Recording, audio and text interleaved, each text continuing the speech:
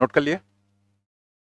Next हम लोग आ जाते हैं कॉम्बिनेशन ऑफ रेजिस्टेंसेस पर। तो कॉम्बिनेशन ऑफ रेजिस्टेंस में तो कुछ हमें अलग से कुछ जानने की अब जरूरत है नहीं, हम लोग कर चुके हैं जो कैपेसिटर में, वही पूरा कॉन्सेप्ट यहां पर रहेगा, वैसे ही क्वेश्चन सॉल्व करने के मेथड्स भी रहते हैं, सब कुछ वैसे रहता है, बस फार्मूला चेंज हो जाता है। बाकी अभी आप देखेंगे सीरीज और पैरेलल का कॉम्बिनेशन वैसे ही रहेगा, जैसे उसमें हमने पहले फॉर्मूला ड्राइव किया फिर 3 पॉइंट लिखाए थे, वैसे ही यहां पर सब कुछ वैसे ही रहेगा पूरा। ठीक है, तो देख लेते हैं यहाँ पे केस नंबर, ये कॉम्बिनेशन ऑफ रेजिस्टेंसेस।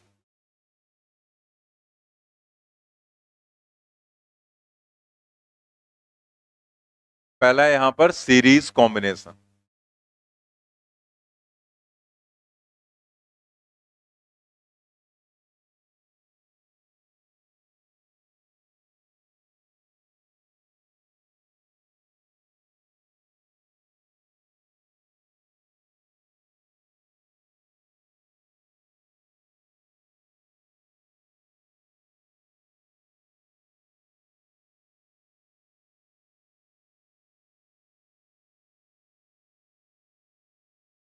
जैसे यहां पर अगर हमने 3 रेजिस्टेंसेस लिए R1 R2 R3, एक बैटरी लगा दी, तो यहां से जो करंट चलेगी तो वो करंट यहां पर सभी में एक ही जैसी आपको मिलेगी, क्योंकि उसके पास एक ही रास्ता है, उसको इधर से निकलना है अगर तो वापस भी तो यहां आना है, तो इसका मतलब एक ही रास्ता उसके पास है, तो सभी में सेम करंट जाएगी।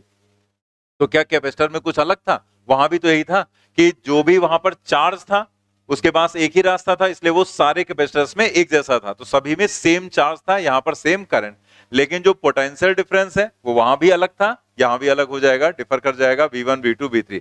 पोटेंशियल डिफरेंस उसी कंडीशन में सेम हो सकता है जबकि सभी रेजिस्टेंसेस सेम वैल्यू के, या दो अगर रेजिस्टेंस सेम वैल्यू के हैं तो दोनों के अक्रॉस पोटेंशियल डिफरेंस भी सेम हो जाएगा, because V is equal to होगा IR, तो I तो 100% सेम रहेगा, अगर R भी सेम है तो V सेम हो जाएगा, अदरवाइज V डिफर कर जाएगा। तो ये पॉइंट उसमें लिख भी दिया गया है, for each resistance current in each resistance will be same and potential difference across each resistance may और मे नॉट बी सेम।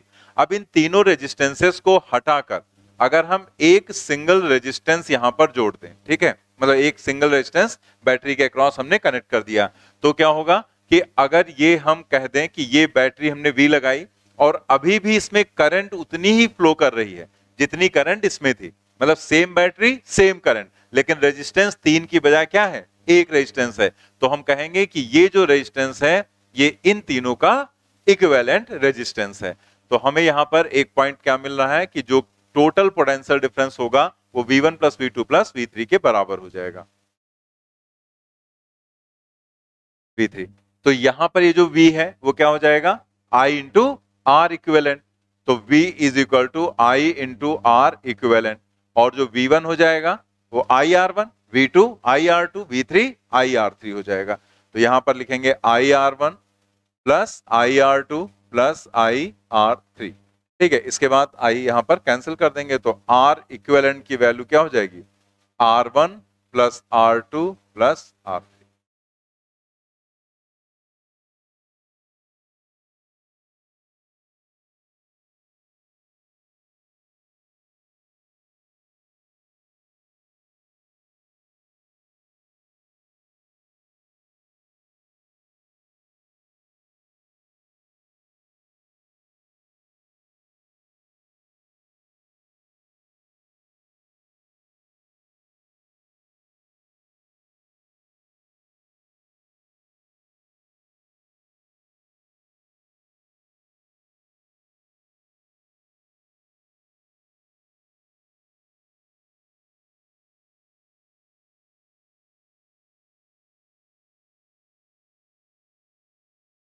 ठीक है, नेक्स्ट देखो फिर से वैसे ही जैसे कैपेसिटर में हम लोगों ने किया था वैसे 3 पॉइंट यहां पर लिखे गए हैं।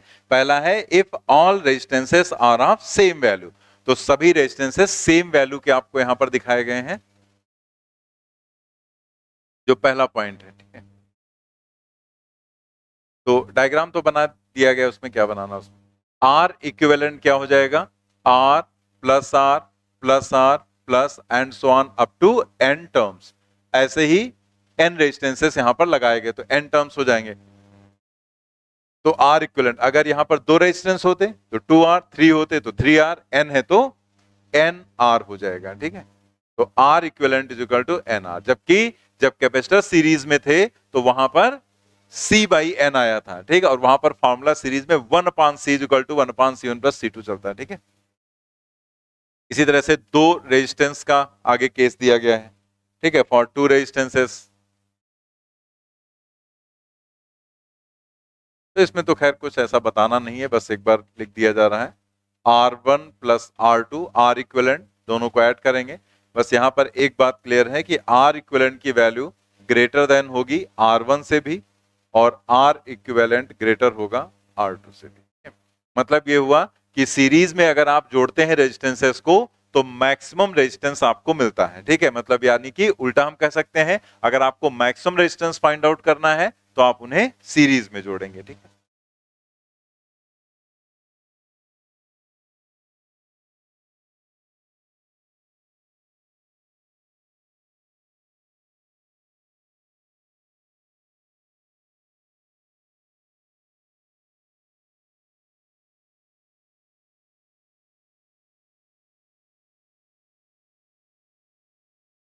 नोट कर लिए।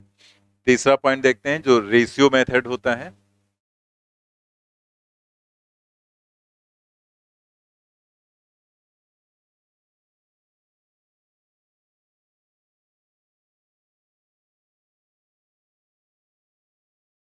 जो रेशियो मेथड है उसमें हम लोग सिर्फ इतना दिखाते हैं और ये मान लेते हैं कि ये जो है यहां पर ये कोई कंप्लीट सर्किट हो सकता है या सर्किट का एक छोटा सा पार्ट हो सकता है, मतलब और भी बहुत सारे रेजिस्टेंसेस हो सकते हैं।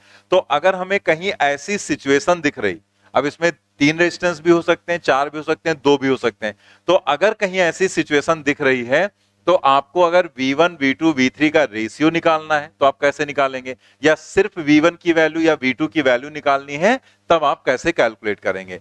तो उसके लिए हमने जो वहां पर मेथड बताया था वही यहां पर है कि हम स्टार्ट वहीं से करेंगे कि V is equal to I R है। तो हम लोग यहां पर करंट देख रहे हैं, I जो है वो क्या रहेगा, सेम, सब में एक जैसी करंट रहेगी, तो ये कांस्टेंट है या हम सेम कह सकते हैं। तो V प्रोपोर्शनल टू R, क्योंकि यहीं से हमें पता चलता है कि हम R लिखेंगे या 1/R लिखेंगे। तो यहां से क्या पता चला, हमें R लिखना है, ठीक है। दैट मीन्स यहां पर अगर हम दो पार्ट में से जैसे वहां देखा था वैसे देखें तो V1, V2, V3, ठीक है। इस तरह से अगर हम रेशियो देखें तो क्या हो जाएगा, R1, R2, R3, मतलब रेजिस्टेंस का रेशियो ऐसे आ जाएगा। और इसी तरीके से अगर हम यहां पर कैलकुलेट करना चाहें जस्ट V1 या V2 या V3, कोई भी एक चीज कैलकुलेट करना अगर हम चाहें तो हम क्या करेंगे, इसे मान ले V1 निकालना है तो हम लिखेंगे V1 divided by V is equal to, बाकी आप यहां से हिंट ले लेते हैं कि V1 अपान V लिखा तो ये क्या है R, दैट मीन्स यहां पर हो जाएगा R1 और यहां पर हो जाएगा R1 plus R2 plus R3, ठीक है।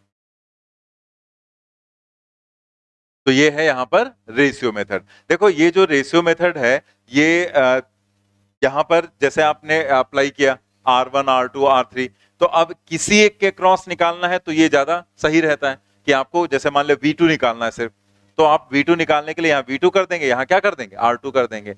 बाकी अगर आपको देखा जाए तो जैसे हमने वहां कॉन्सेप्ट आपको बताया था कि अगर आपको सभी के क्रॉस निकालना है तो फिर आप क्या करें, आई कैलकुलेट कर लो। तो आई कैलकुलेट करना ज्यादा बेटर रहेगा। जैसे उसमें एक कैपेसिटर का क्वेश्चन था जिसमें ग्राउंड किया गया था, तो उसमें हमें सभी के क्रॉस वोल्टेज निकालना था, तो हमने रेशियो मेथड नहीं अप्लाई किया था।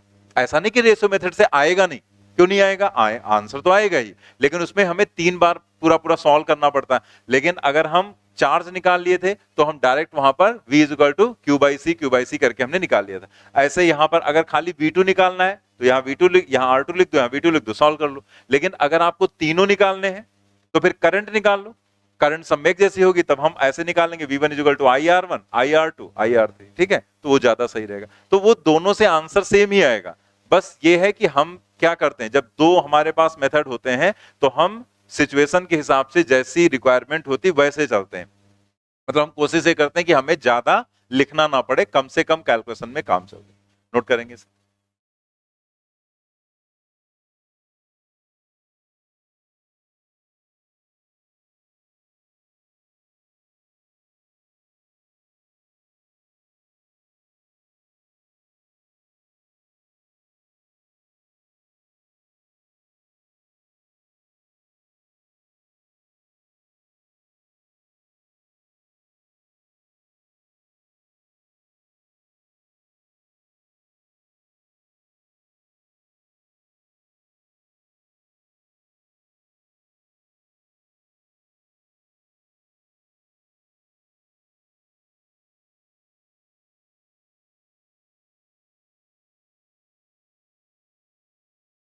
नोट कर लिया आपने? नेक्स्ट हम लोग यहां पर देखते हैं अब पैरेलल कॉम्बिनेशन।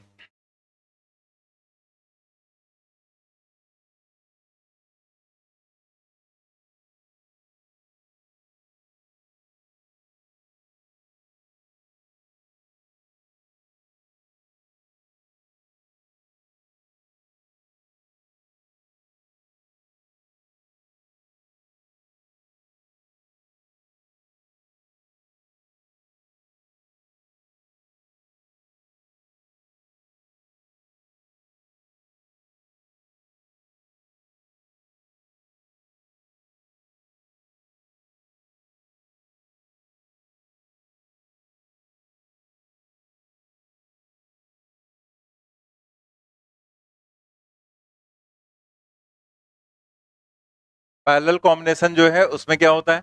पैरेलल कॉम्बिनेशन में क्या चीज सेम रहती है? Potential difference. तो यहां पे अगर बैटरी का पोटेंशियल डिफरेंस V है तो इसमें आप देख सकते हैं कि हर एक रेजिस्टेंस का एक एक एंड पॉजिटिव से कनेक्ट है और दूसरा बचा हुआ एंड नेगेटिव से कनेक्ट है। जैसे कैपेसिटर के केस में था वैसे यहां पर है। तो ये सभी हो गए पैरेलल में, तो सबके अक्रॉस पोटेंशियल डिफरेंस सेम होगा।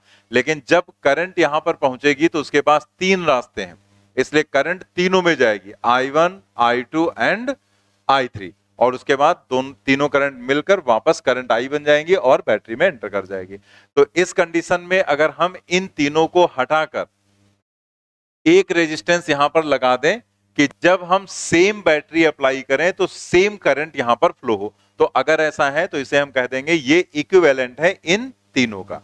तो हम लोग यहां पर क्या लिखेंगे? I से स्टार्ट करेंगे, ये हो गया सेकेंड नंबर है हम लोगों का पैरेलल कॉम्बिनेशन।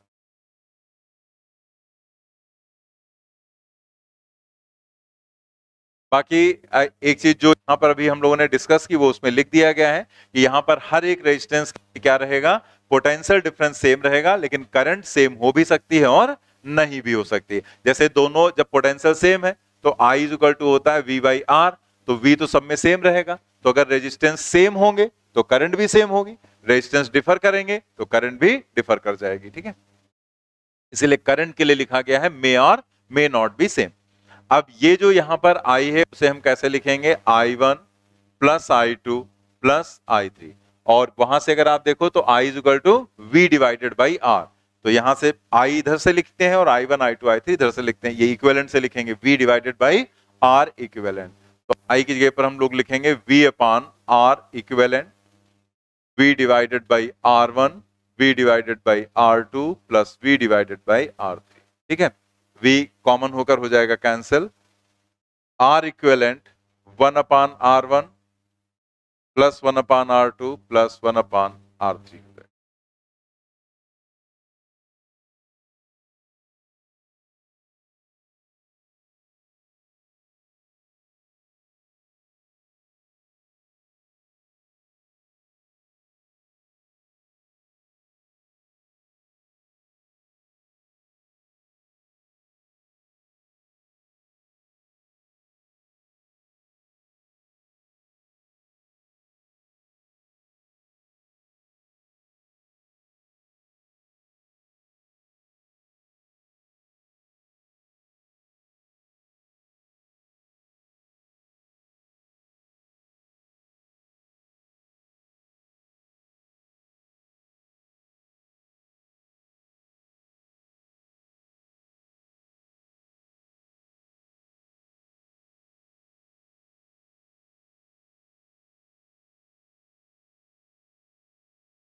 नोट कर लिया?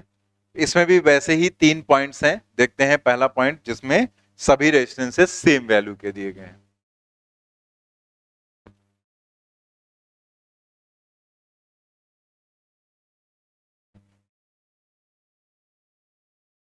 पहला पॉइंट क्या है? If all the resistances are of same value. तो अगर सभी सेम वैल्यू के हैं तो उसी जो यहां डायग्राम बना उसी के आगे आपको लिखना है, मैं डायग्राम नहीं बना रहा हूं। R equivalent is equal to 1 upon R plus 1 upon R plus 1 upon R plus and so on up to n terms. ठीक है, अब यहां से हम लोग देख सकते हैं कि 1 अपान R इक्विवेलेंट अगर दो ही टर्म होते तो 2 बाई R, 3 टर्म होते तो 3 बाई R, तो n है तो n divided by r. It implies that R equivalent is equal to R divided by n हो जाएगा।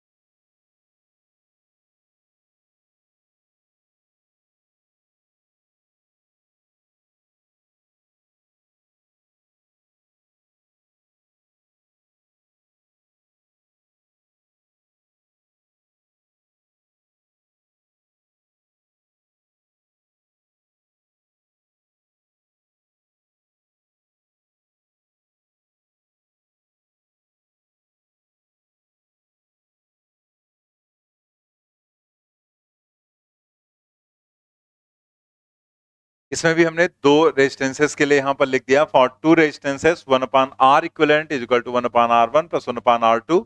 एलसीएम लेंगे R1 R2 R2 plus R1, पलट देंगे तो क्या हो जाएगा R1 R2 अपान R1 प्लस R2। और यहां से जब आप सॉल्व करेंगे तो R इक्विवेलेंट की वैल्यू R1 से भी कम होगी और 100% वो R2 से भी कम होगी। ठीक है,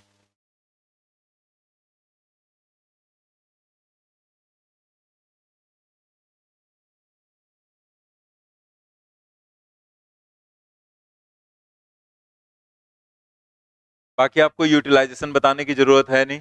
जैसे आपको हमने बता दिया था कि ये जितने भी है इस तरह से पॉइंट लिखाए गए थे, ये सोचो कितने आसान पॉइंट हैं, कोई इसमें बहुत खास बात तो है नहीं, लेकिन सोचो यूज कितना हुआ था कैपेसिटर में और रेजिस्टेंस में, उससे भी कहीं ज्यादा यूज होने वाला है। क्योंकि रेजिस्टेंसेस का जो केस है वो जैसे स्टार्टिंग से ही ये चल रहा है, आगे के जो दोनों टॉपिक रहेंगे हीटिंग इफेक्ट, किरचॉफ्स लॉ, उसमें भी ये सारी चीजें आती हैं। और उसके बाद हम लोग उसमें मैग्नेटिज्म में भी पढ़ते हैं, कई जगह पर सर्किट के क्वेश्चन वहां पर भी आपको मिलेगा। और उसके अलावा जब हम लोग मॉडर्न फिजिक्स पढ़ते हैं तो उसमें भी आता है। तो ये जो कंडीशंस हैं ये बहुत जगह पर होती हैं, और पीछे में भी देखा था आपने कैपेसिटर वाले केस में कि ये सब चीजें कितना यूज हो रही थी। ठीक है, और बहुत इजी लगता है वहां पर अगर ये सारी चीजें हमारे दिमाग में रहती हैं तो इसीलिए ये सब जानना जरूरी है। ठीक है, नोट कर लिया ना। नेक्स्ट हम लोग देखते हैं यहां पर रेशियो मेथड जो है।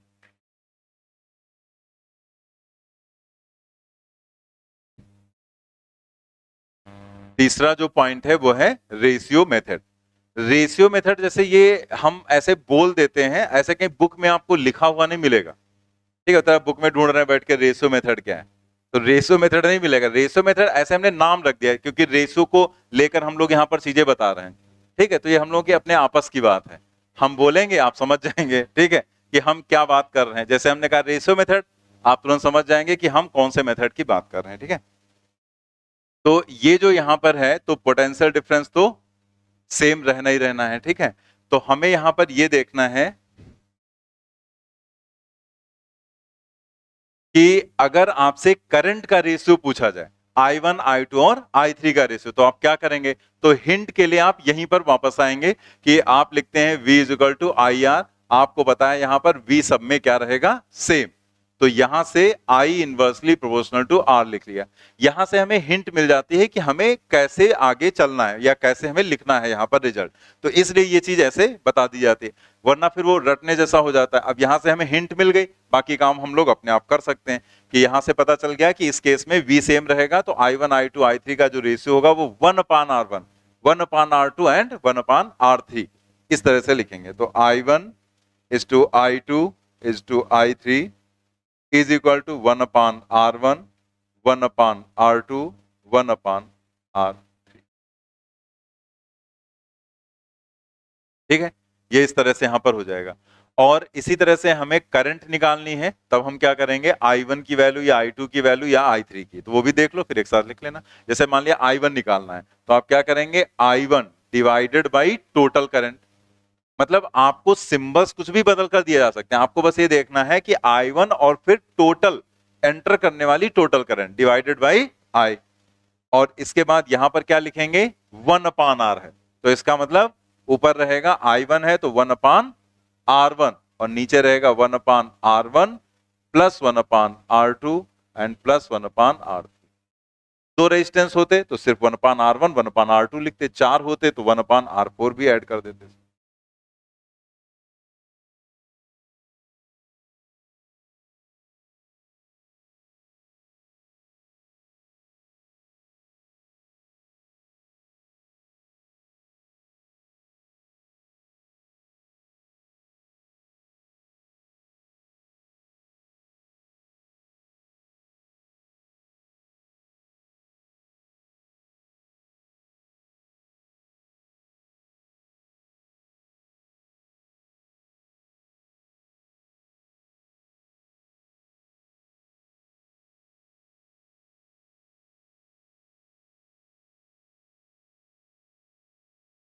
नीट में एक क्वेश्चन पूछा गया था 2021 में, तो वो क्वेश्चन क्या था वो मैं यहाँ पर बता रहा हूँ आपको, क्योंकि उस क्वेश्चन में कुछ ऐसा था नहीं तो हमने असाइनमेंट में डाला नहीं है। यहाँ पर जो ये बताया था रेशियो मेथड, इसी पर सीधे सीधे बेस्ड क्वेश्चन था, तो मैं यहाँ लिख रहा हूँ। आप पूरा क्वेश्चन नहीं लिखेंगे, जस्ट हम डायग्राम बना देते हैं, आपसे बता देते हैं क्या पूछा था, आप यहाँ पर सॉल्व करके बताना भी।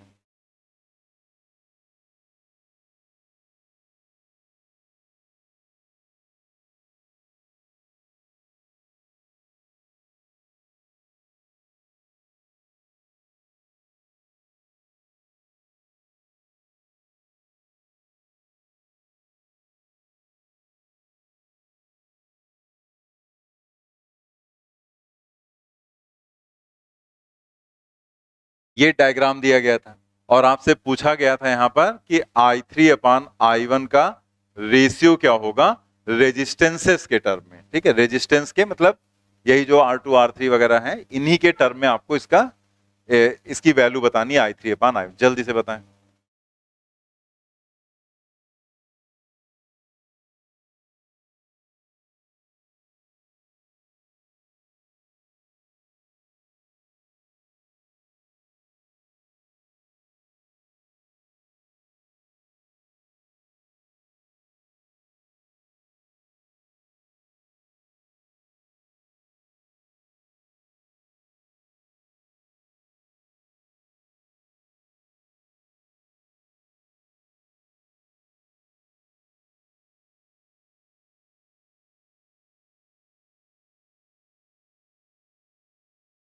आज ही बताना है, आज ही बताना।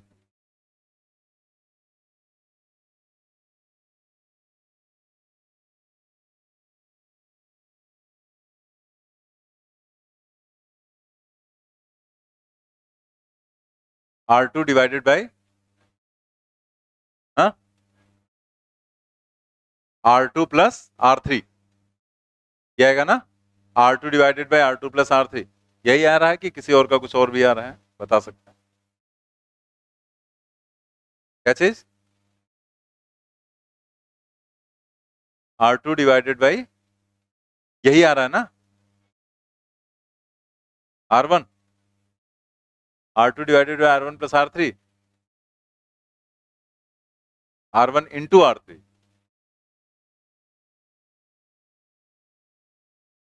बार बार बदल के R2, हाँ, R1 इंटू, ऐसे ऐसे कुछ है नहीं, मारे फिका के इसको हम, मतलब डायमेंशनली गलत है, डायमेंशनली गलत है। यहाँ पर रेजिस्टेंस है, यहाँ पर रेजिस्टेंस है, यहाँ दो रेजिस्टेंस हो गए, ओम डिवाइडेड बाई ओम स्क्वायर, तो डायमेंशन होगी ही नहीं। ठीक है, जैसे अगर आप देखो तो यहाँ पर क्या डायमेंशन लेस है ना, जब करंट का रेशियो है तो डायमेंशन लेस हो जाएगा ना, रेशियो है तो डायमेंशन लेस हो जाएगा। यही आंसर सही, R2 divided by R2 plus R3। कितने लोग ने निकाला, बस। अब इसमें क्या, नकल भी नहीं कर पाते, सामने जैसे लिखा हुआ है, हम आ जाए नीट में तुमको नकल कराने, देखो ये वाला बताया था इसी पर है, कर लो।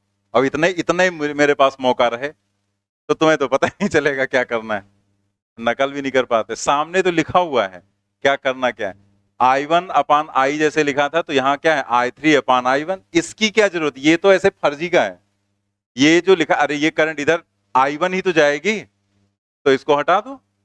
इसकी रिक्वायरमेंट ही क्या है, उसकी कोई जरूरत नहीं, वो तो करंट आके यहां पर, तो उसने I3 और I1 का रेशियो पूछा, तो उसमें इधर वाला जो R1 था उसका रोल ही नहीं है।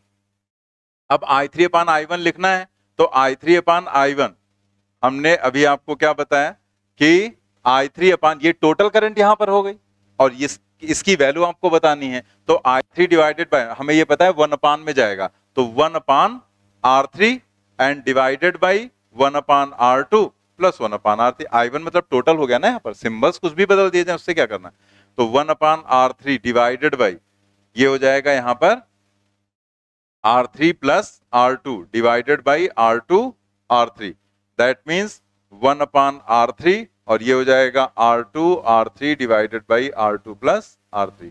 एक ये कैंसिल हो जाएगा, क्या जाएगा, R2 divided by R2 plus R3।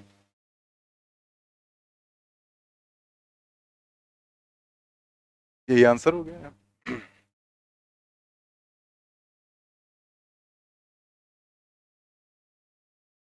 ऐसा नहीं कि यही एक इकलौता मेथड है, सॉल्व आप कैसे भी कर सकते हैं, टोटल निकाल के सॉल्व कर सकते हैं, हमने भी बताया ना आपको कि कैसे भी सॉल्व कर सकते हैं, बट जब हमें रेशियो मेथड पता है तो डायरेक्टली हम रेशियो ही सीधे सीधे बता सकते हैं ना, उसमें और क्या दिमाग लगाना।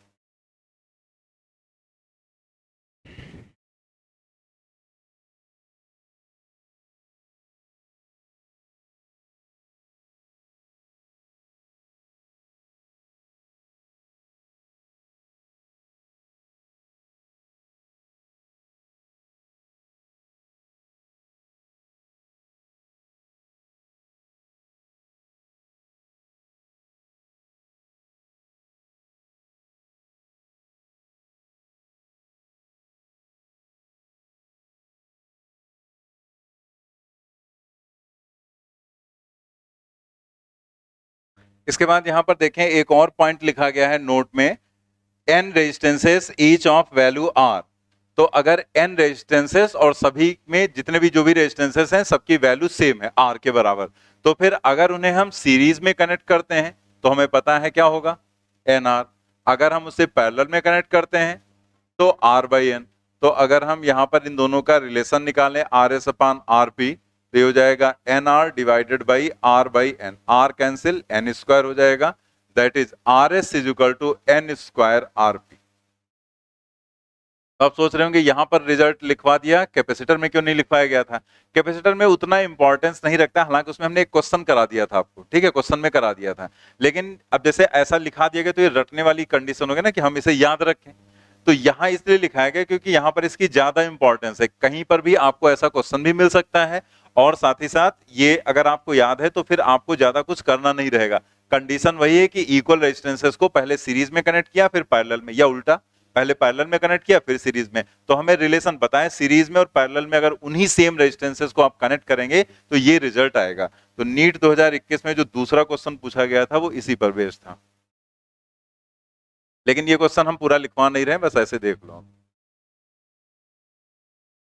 उसमें दिया गया था 4 वायर्स हैं, 4 वायर्स, और सभी का जो रेजिस्टिविटी था वो सेम था, लेंथ सेम थी, और क्रॉस सेक्शनल एरिया सेम था।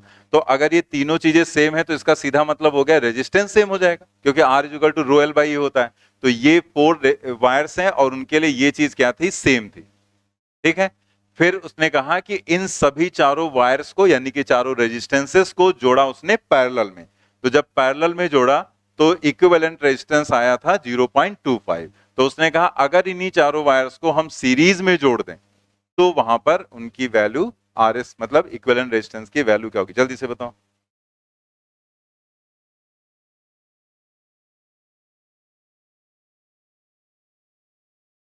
क्या आएगा, कितना आएगा, 4, 4 ओम आ जाएगा यहाँ पर। एन की वैल्यू 4 हो गई ना, यहां पर n हो गया 4, तो जो आर एस की वैल्यू है वो N square times R P, n का मतलब 4 टू द स्क्वायर इंटू 0.25, यानी कि 16 इंटू 0.25, दैट इज 4।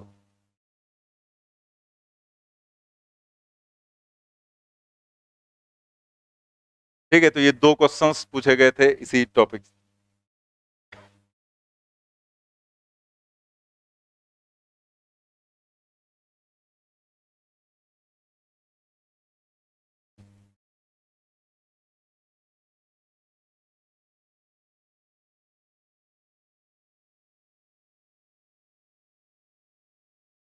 22 में भी क्वेश्चन पूछा गया था ऐसे ही, लेकिन वो थोड़ा सा, वो भी रेशियो मेथड के अकॉर्डिंग हम लोग सॉल्व कर सकते हैं, लेकिन उसमें हीटिंग इफेक्ट का जो कॉन्सेप्ट है वो था। तो हीटिंग इफेक्ट में रेशियो मेथड बहुत यूजफुल होता है। ठीक है, जो नेक्स्ट टॉपिक हम लोग पढ़ेंगे उसमें रेशियो मेथड काफी ज्यादा काम आता है। उसमें पूरा पूरा सॉल्व करने पर आ गए तो कैलकुलेशन बहुत लेंदी हो जाता है, लेकिन अगर वहीं पर हम रेशियो मेथड अप्लाई कर लें तो वही क्वेश्चन हमारे लिए बहुत आसान हो जाता है। ठीक है, तो वहां पर भी ये चीजें आएंगी। चलिए आगे बढ़ते हैं हम लोग, नेक्स्ट एक केस देखते हैं रेगुलर पॉलीगन का।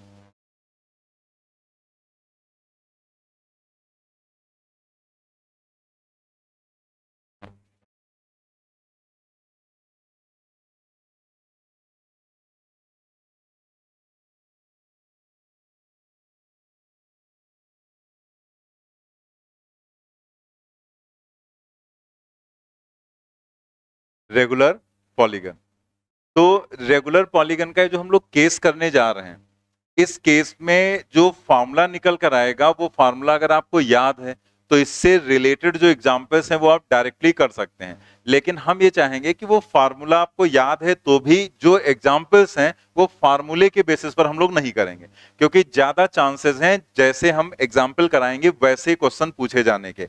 जनरल फॉर्म भी पूछी जा सकती है, इसलिए हमें जनरल फॉर्म में कराना पड़ रहा है। ठीक है, तो इसे हम जनरल फॉर्म में कराने जा रहे हैं, लेकिन इसके फॉर्मूले को अगर बाई चांस आपको याद है तो आपके लिए आसान हो जाएगा। ठीक है, मतलब आसान क्या, वो आप डायरेक्ट एन की वैल्यू रखकर आंसर निकाल सकते हैं। लेकिन हम जो भी एग्जांपल्स कराएंगे वो फार्मूले से नहीं कराएंगे, हम सीधे सीधे उसको सॉल्व करना ही सिखाएंगे कि फॉर्मूला नहीं भी याद है तो भी हम क्वेश्चन आराम से कर सकते हैं। ठीक है, तो रेगुलर पॉलीगन में हम बताएंगे जनरल फॉर्म में, क्योंकि अगर जनरल फॉर्म में पूछा गया तो कैसे सॉल्व करेंगे ये आपको पता होना चाहिए। तो यहां पर देखो क्या दिया गया है। केस क्या होता है कि जैसे एक बड़ा सा वायर है, तो इस बड़े से वायर को हम किसी भी शेप में कन्वर्ट कर दें, हम ट्रायंगल के फॉर्म में कन्वर्ट करके आपसे कह दें कि दोनों ये एंड्स जो हैं, कॉर्नर्स हैं, इसके अक्रॉस आप रेजिस्टेंस बताओ। ऐसे ही अगर हमने इसको स्क्वायर में कन्वर्ट कर दिया, मतलब रेगुलर पॉलीगन का मतलब क्या होगा कि रेगुलर मतलब हो जाता है साइड सेम होनी चाहिए, तो सभी साइड सेम है स्क्वायर फॉर्म में, तो आपको कह दिया गया इन दोनों के अक्रॉस बताओ इसका इक्विवेलेंट रेजिस्टेंस क्या होगा। या हमने उसका पेंटागन हेक्सागन कुछ भी ऐसे बना दिया और आपसे कह दिया गया इन दो कॉर्नर्स के अबाउट बताइए उसका रेजिस्टेंस क्या होगा। ठीक है, तो विदाउट फार्मूला भी हम इसे आराम से सॉल्व कर सकते हैं, मतलब कोई बहुत लेंदी नहीं है केस। लेकिन अगर उसने यही क्वेश्चन आपको दिया और कहा इसे हमने एन साइड के एक रेगुलर पॉलीगन में बना दिया, ठीक है, एन साइड है यहां पर, अब एन साइड अगर उसने कह दिया और फिर कह दिया दो के बीच बताओ रेजिस्टेंस, तब कैसे सॉल्व करेंगे, तो वो हम बताने आपको सिर्फ जा रहे हैं। ठीक है,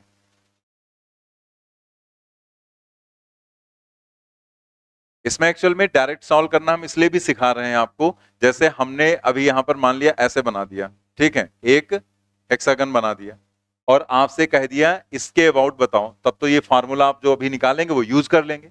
लेकिन अगर हमने यहीं पर एक को छोड़ के यहां लिख दिया, हमने कहा इन दोनों के अक्रॉस बताओ, तो वो फार्मूला काम नहीं करेगा। फिर वो जो मेथड हम सीखेंगे वो मेथड ही काम करेगा। तो क्यों ना हम मेथड ही सीख लेंगे और उस मेथड के बेसिस पर ही सारे क्वेश्चंस करेंगे। ठीक है, तो पहले तो देख लेते हैं जो केस है। A straight wire of resistance R naught is bent in form of regular polygon having side length A and have n sides. Find equivalent resistance across two adjacent corners. जो यहां पर डायग्राम बना हुआ है, मतलब n side में बना दिया गया ऐसे करके,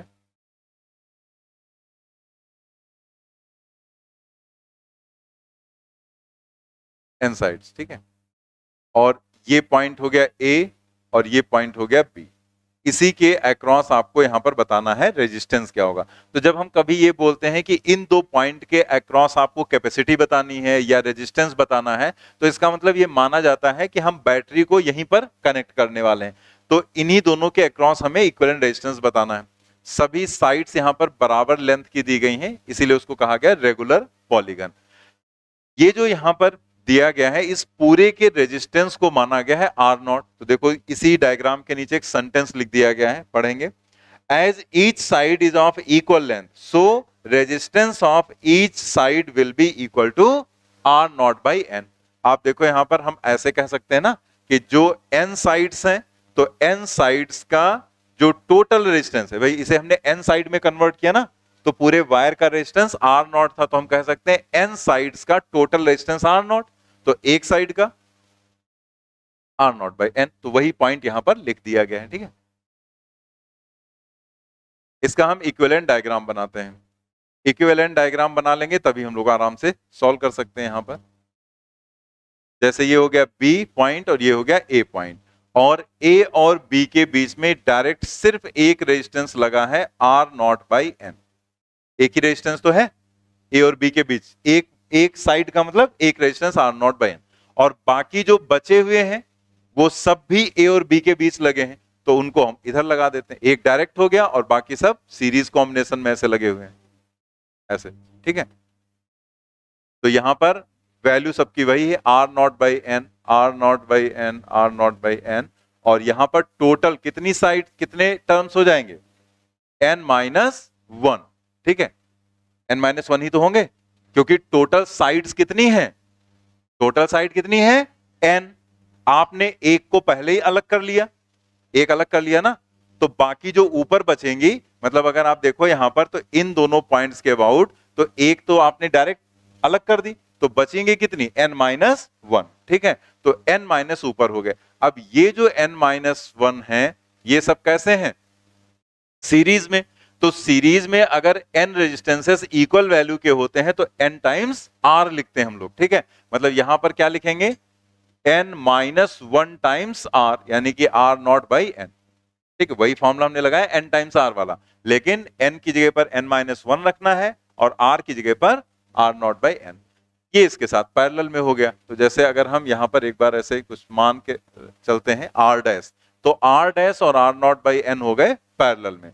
तो हम आर ए बी क्या लिखेंगे, r A B is equal to r dash r naught by n divided by r dash plus r naught by n, मतलब r one r two upon r one plus r two. R dash की value रखते हैं N minus one are naught by N, are naught by n divided by n minus one are naught by n plus r naught by. ठीक है, अब यहां से आप common ले सकते हैं, N minus one are naught by N, और आर नॉट बाई एन ऐसे लिखा रहने देते हैं, और नीचे N minus one plus one. Are naught by N अगर कॉमन लेंगे तो यही तो बचेगा। तो यहां से आप देख सकते हैं कि ये एक इससे कैंसिल हो जाएगा, और ये जो वन और वन है ये भी कैंसिल हो जाएगा। तो फाइनल जो रिजल्ट है वो आ जाएगा R A B is equal to, यहां पर क्या बचा, एन माइनस वन, नीचे एन है और ये एन नीचे आएगा तो एन स्क्वायर हो जाएगा। तो N minus one are naught divided by N. Note करेंगे।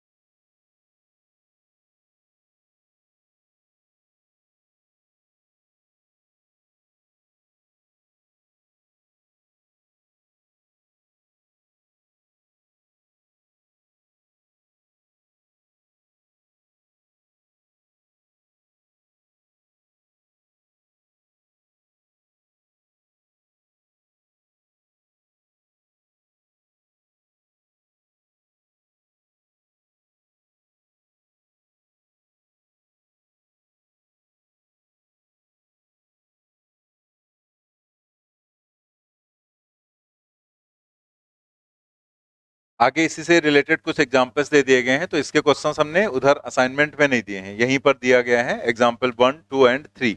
तो एग्जांपल 1 में एक रेजिस्टेंस दिया गया है जिसका मैग्नीट्यूड है 9 ओम, मतलब आर नॉट की वैल्यू, और उसे एक ट्रायंगल के फॉर्म में कन्वर्ट किया गया है। तो दो एडजेसेंट जो कॉर्नर्स हैं उनके बीच में आपको बताना है कि इसका इक्विवेलेंट रेजिस्टेंस क्या हो जाएगा। सिमिलर क्वेश्चन जेई मेंस 2019 में पूछा गया था, बस उसमें चेंज क्या था, आर नॉट की जगह 9 नहीं था बल्कि 18 था, बस बाकी क्वेश्चन यही था। अब देखो, जैसे अगर आप इस फॉर्मूले का यूज करेंगे तो फॉर्मूले का यूज करके कोई यहां पर प्रॉब्लम तो है नहीं, फॉर्मूला अगर आपको याद है तो आप आराम से कर सकते हैं। बस एन की जगह क्या रखना है आपको, 3 रखना है, क्योंकि 3 साइड्स हैं तो एन की जगह पर आप 3 रखेंगे। तो हम ऐसे यहां पर लिख देते हैं, लेकिन हम ऐसे यहां पर नहीं सॉल्व करने वाले, ये बस आपको बताने के लिए हमने रख दिया यहां पर n इज इक्वल टू 3। तो अगर आप 3 रखेंगे तो जो आर ए बी की वैल्यू है वो 3 माइनस 1, और आर नॉट कितना है 9, एंड डिवाइडेड बाई 3 स्क्वायर, तो ये भी 9, 9 कैंसिल हो जाएगा, कितना आ जाएगा 2। तो अगर आपको फॉर्मूला याद है तो आपने ऐसे n की वैल्यू रखकर निकाल लिया, तो n की वैल्यू 3, 4, 5, 6 जो भी दी गई है वो आप यहां पर रखकर कैलकुलेट कर सकते हैं ऐसे ही। तो वो किसी भी केस में कर लेंगे, लेकिन प्रॉब्लम कब होगी, जब वो एडजेसेंट साइड नहीं कहेगा। तो हम लोग इसे फार्मूले की बजाय डायरेक्ट सॉल्व करना सीखें कि कैसे हम सॉल्व कर सकते हैं। तो यहां पर जो एग्जाम्पल 1 है उसमें आपको ये वायर दिया गया है और इसकी वैल्यू दी गई है आपको 9 ओम। फिर आपने इसे कन्वर्ट किया एक ट्रायंगल में। अब देखो हम कैसे यहां पर सॉल्व कर रहे हैं, ठीक है। यहां पर एक ट्रायंगल के फॉर्म में ए और बी, और इसी के अक्रॉस आपको इक्विवेलेंट रेजिस्टेंस बताना है। तो हम यहां पर क्या करेंगे, पहले तो एक साइड का रेजिस्टेंस आप निकालो। तो एक साइड का जो रेजिस्टेंस हो जाएगा वो आर नॉट बाई एन होगा, अभी आपको लिखवा दिया गया था ना। तो आर नॉट बाई एन की वैल्यू देखें क्या होगी, 9 डिवाइडेड बाई 3 दैट इज 3 ओम। इसका मतलब क्या हुआ कि इस वाली ब्रांच का रेजिस्टेंस या इसका रेजिस्टेंस या फिर इसका रेजिस्टेंस, ठीक है, सब क्या हो जाएंगे, 3 ओम के बराबर हो जाएंगे। अब आप देखो ये दोनों तो सीरीज में है ना, दोनों सीरीज में, तो सीरीज में हो जाएंगे तो इसका रेजिस्टेंस कितना हो जाएगा 6 ओम। और फिर आर ए बी क्या हो जाएगा, 6 और 3 पैरेलल में, तो हम क्या लिखेंगे 6 into 3 divided by 6 plus 3 that is 18 divided by 9 that is 2। Answer आ गया, हमें फॉर्मूले की रिक्वायरमेंट ही नहीं यहां पर है, ठीक है। तो ऐसे हम लोग इसे सॉल्व करेंगे। इसमें क्या होगा, चाहे वो एडजेसेंट कॉर्नर दे चाहे वो अल्टरनेट कॉर्नर दे, आपको कोई प्रॉब्लम नहीं, ये सिर्फ एडजेसेंट में ही काम आएगा। तो इसको हमने एज अ क्वेश्चन बताया है कि अगर उसने एन साइड कह दिया तब आप सॉल्व नहीं कर पाते ना, तो यहां पर पहले से ही हमें पता है तो हम एट द टाइम सॉल्व भी कर सकते हैं, याद है तो हम उसे डायरेक्ट टिक भी कर सकते हैं।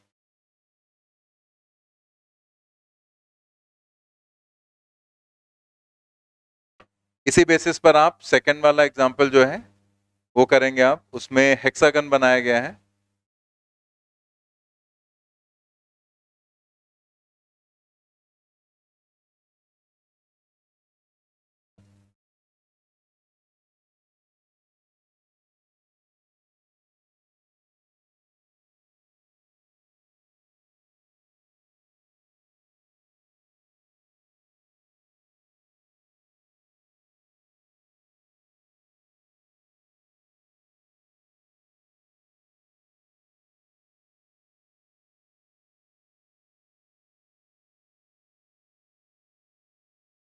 क्या आएगा नेक्स्ट का,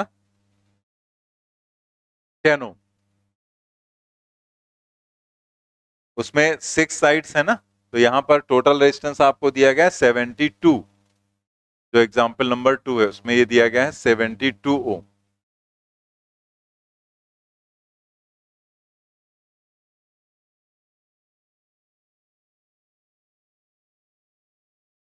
फिर से आर नॉट बाई एन की वैल्यू निकालेंगे। तो पहले तो यहां पर इस तरह से आप बना लेते हैं जैसे दिया गया है।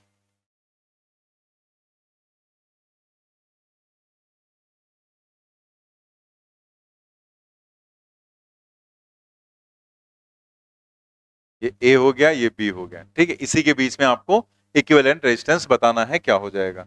तो आप यहां पर सबसे पहला काम क्या करेंगे, आर नॉट बाई, जैसे अगर फॉर्मूला याद है तो बस फार्मूले में अब की बार आप क्या करेंगे, n की जगह पर 6 डाल, सॉल्व कर लो, आंसर आ जाएगा आपका। लेकिन अगर हमें फॉर्मूला नहीं याद है तो फिर हम क्या करेंगे, r नॉट बाई n पहले निकालेंगे, 72 डिवाइडेड बाई 6, जितनी साइड्स है उतने से डिवाइड करना है, कितना आ गया 12। तो यहां पर ये रेजिस्टेंस हो गया 12 ओम, सारे 12 के हो जाएंगे 12 ओम।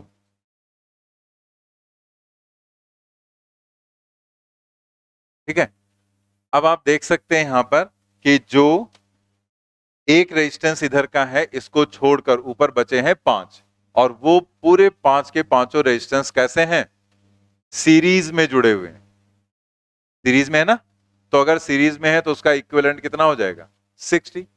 5 इंटू वही एन आर लगा देंगे, तो 5 इंटू आर मतलब 5 इंटू 12 कितना हो जाएगा 60 आ जाएगा, और 60 और 12 पैरेलल में है, तो आप यहां पर अप्लाई कर देंगे formula, R A B is equal to 60 into 12 divided by 60 plus 12। ये तो मैं ऐसे लिख देता हूं, बाकी आप ये जब ऐड करेंगे तो आएगा वही जो स्टार्टिंग में दिया गया है टोटल, क्योंकि ये तो टोटल हो जाता है ना सीधे। तो ये आ जाएगा 60 इंटू 12 डिवाइडेड बाई 72, 10।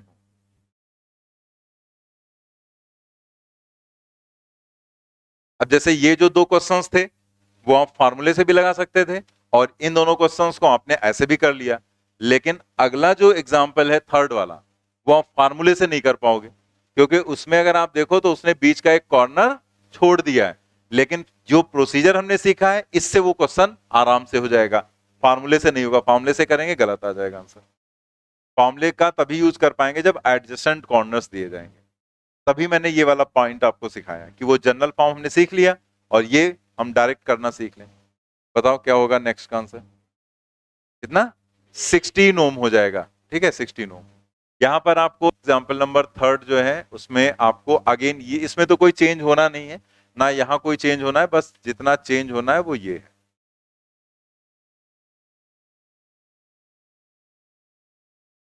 ये जो बी पॉइंट पार्ट, ये जो पॉइंट है, ये बी पॉइंट अब की बार यहां पर आ गया।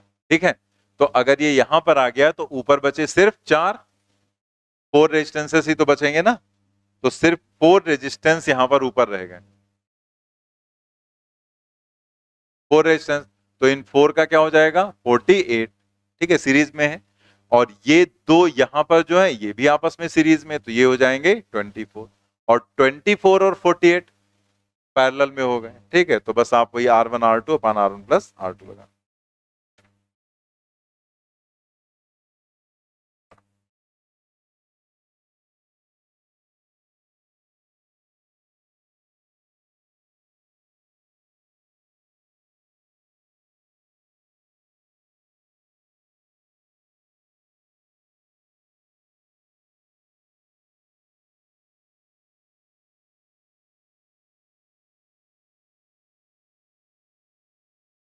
सिक्सटीन ओम।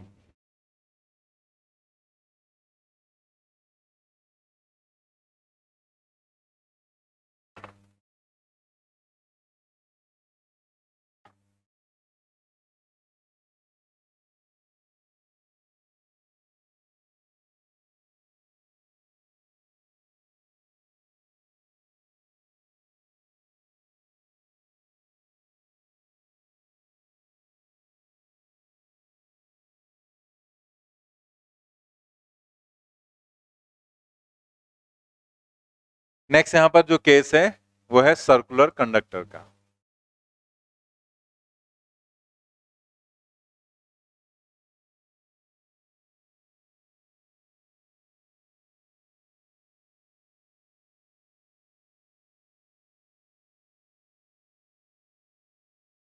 सर्कुलर कंडक्टर का जो केस है उसमें क्या रहेगा, जैसे कोई भी बड़ा वायर है, जैसे अभी यहां पर दिया गया था, उसको रेगुलर पॉलीगन में कन्वर्ट किया गया था। ये जो कंडक्टर है इसका कुछ भी रेजिस्टेंस है तो इसे ऐसे सर्कल के फॉर्म में कन्वर्ट कर दिया गया, और फिर इसमें कहीं पर भी हमने 2 पॉइंट ले लिए। ठीक है, इसको तो ऐसे डॉटेड कर देते हैं, एक पॉइंट हमने यहां ले लिया और एक पॉइंट हमने यहां पर ले लिया, और फिर इन दोनों पॉइंट के बीच में आपको इक्विवेलेंट रेजिस्टेंस बताना है क्या हो जाएगा, मतलब ए और बी के बीच में इक्विवेलेंट रेजिस्टेंस निकालना है। तो जबकि ये एंगल अगर इसकी उसने कोई वैल्यू दे दी, मान लिया उसने दे दिया 60 डिग्री या 30 डिग्री, कुछ ऐसी वैल्यू दे दी, तब तो ये क्वेश्चन हो गया बहुत आसान, फिर तो कोई प्रॉब्लम ही नहीं। उसने रेजिस्टेंस दे दिया और अगर ये एंगल दे दिया तब तो ये बहुत आसान हो गया। लेकिन अगर उसने एंगल नहीं दिया, आपको जस्ट लिखकर दे दिया ये एंगल थीटा है, अब आपको बताना है ए और बी के बीच में इक्विवेलेंट रेजिस्टेंस क्या हो जाएगा थीटा के टर्म में, तब इसका कैलकुलेशन हो गया कॉम्प्लिकेटेड। तो अब ये जो कैलकुलेशन है ये हम कैसे करेंगे वो हम बताने जा रहे हैं। लेकिन अगेन यहां पर भी वही है कि अगर उसने थीटा के फॉर्म में पूछा तो कैसे सॉल्व करेंगे, हम सिर्फ ये बताने जा रहे हैं। लेकिन अगर वो एंगल यहां पर दे देगा आपको कोई वैल्यू, तो आप कैसे सॉल्व करेंगे वो हम डायरेक्ट अलग से आपको बता देंगे। उसके लिए फॉर्मूला रटने की जरूरत नहीं, फॉर्मूला रटो या ना रटो वो इसलिए है कि अगर थीटा के फॉर्म में बाई चांस पूछ दिया गया तो, हालांकि बहुत ज्यादा चांसेस एंगल देकर ही पूछे जाने के हैं, कि एंगल कुछ दिया होगा थीटा नहीं दिया होगा। और ऐसे ही पिछले वाले केस में जैसे हमने एग्जांपल्स बताए वैसे ही चांसेस ज्यादा है पूछे जाने के। लेकिन अगर बाई चांस उसमें एन दे दिया तो क्या करेंगे, और इसमें थीटा दे दिया गया तो क्या करेंगे वो बताया जा रहा है आपको।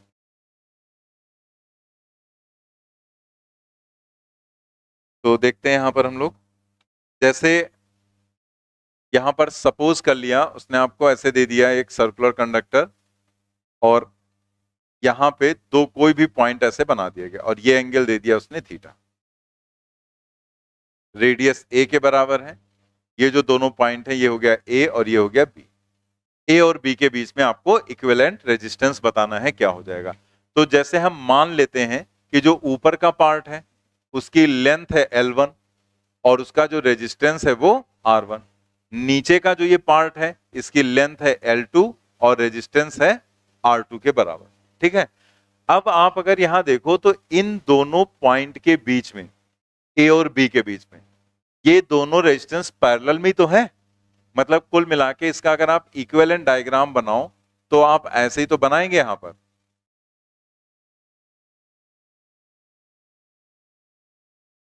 R1 एंड R2 और ये पॉइंट हो गया ए और ये पॉइंट हो गया बी, और आपको यहां पर ए और बी के बीच इक्विवेलेंट रेजिस्टेंस बताना है। तो अगर R1 R2 आपको पता चल जाए तो आप क्या लिखोगे, R A B equal to R1 R2 divided by R1 plus R2, बस सॉल्व कर लेंगे। इतना ही तो करना है, मतलब कुल मिला के हमें रेजिस्टेंस R1 R2 की वैल्यू चाहिए, मतलब इक्विवेलेंट निकालने के लिए R1 और R2 की वैल्यू चाहिए। अब R1 R2 आप कैसे निकालेंगे, क्योंकि उसने पूरे वायर का रेजिस्टेंस तो R0 दे दिया, साथ में उसने सिर्फ ये एंगल दिया है, बाकी तो उसने कुछ दिया नहीं आपको। तो हम यहां पर एक काम कर सकते हैं, जैसे हम लोग न्यूटन्स लॉ में करते थे कि जब हमें पूरी रोप का मास दिया होता था, लेंथ दी जाती थी, तो हम लोग वहां पर मास पर यूनिट लेंथ वाले कॉन्सेप्ट का यूज करते थे। और जैसे आपसे कह दिया गया कि एक्स लेंथ का मास बताओ क्या होगा, तो हम क्या कर रहे थे वहां पर कि m/l मास पर यूनिट लेंथ निकाला m/l, और फिर जितने का चाहिए उससे हम मल्टीप्लाई कर दे रहे थे। मतलब कुल मिला के जो लेंथ है, जितनी लेंथ का चाहिए वो लेंथ, और आगे हमने क्या लिखा, मास पर यूनिट लेंथ, कि यूनिट लेंथ का मास इतना है तो x का x इंटू यूनिट लेंथ के मास से मल्टीप्लाई कर दिया। बिल्कुल सेम कॉन्सेप्ट हम यहां पर यूज करेंगे रेजिस्टेंस के लिए। तो हम यहां पर जैसे इमेजिन कर रहे हैं, let resistance per unit length lambda is equal to, जैसे mass per unit length total mass upon total length, वैसे resistance per unit length total resistance divided by total length, और टोटल लेंथ 2 पाई ए, क्योंकि radius दी गई है ना, तो फिर circumference पूरा क्या हो जाएगा 2 पाई ए। तो ये जो यहां पर है ये क्या बन गया, ये बन गया रेजिस्टेंस पर यूनिट लेंथ। अब देखो आपको निकालना है R1, तो R1 की वैल्यू हम लोग कैसे कैलकुलेट करेंगे, R1 यूनिट लेंथ का रेजिस्टेंस है लैम्डा, तो L1 लेंथ का रेजिस्टेंस क्या हो जाएगा, लैम्डा इंटू L1, तो यही तो करेंगे ना कि यूनिट लेंथ का रेजिस्टेंस है लैम्डा, तो L1 लेंथ का L1 इंटू लैम्डा हो जाएगा, ऐसे L2 लेंथ का L2 इंटू लैम्डा हो जाएगा। तो R1 की वैल्यू हो गई सिंपली L1 इंटू लैम्डा। यहां तक समझ में आ गया, लैम्डा भी समझ में आ गया कि total resistance upon total length. Problem ये है कि उसने आपको L1 L2 नहीं दिया है, जो क्वेश्चन ऊपर लिखा गया उसमें सिर्फ उसने R0 रेडियस दिया है, हालांकि रेडियस का भी रोल खत्म हो जाएगा। लेकिन L1 L2 तो डायग्राम में हमने बना दिए हैं क्योंकि हमें सॉल्व करने के लिए दिखाना था, बाकी वो आपको दिया नहीं गया।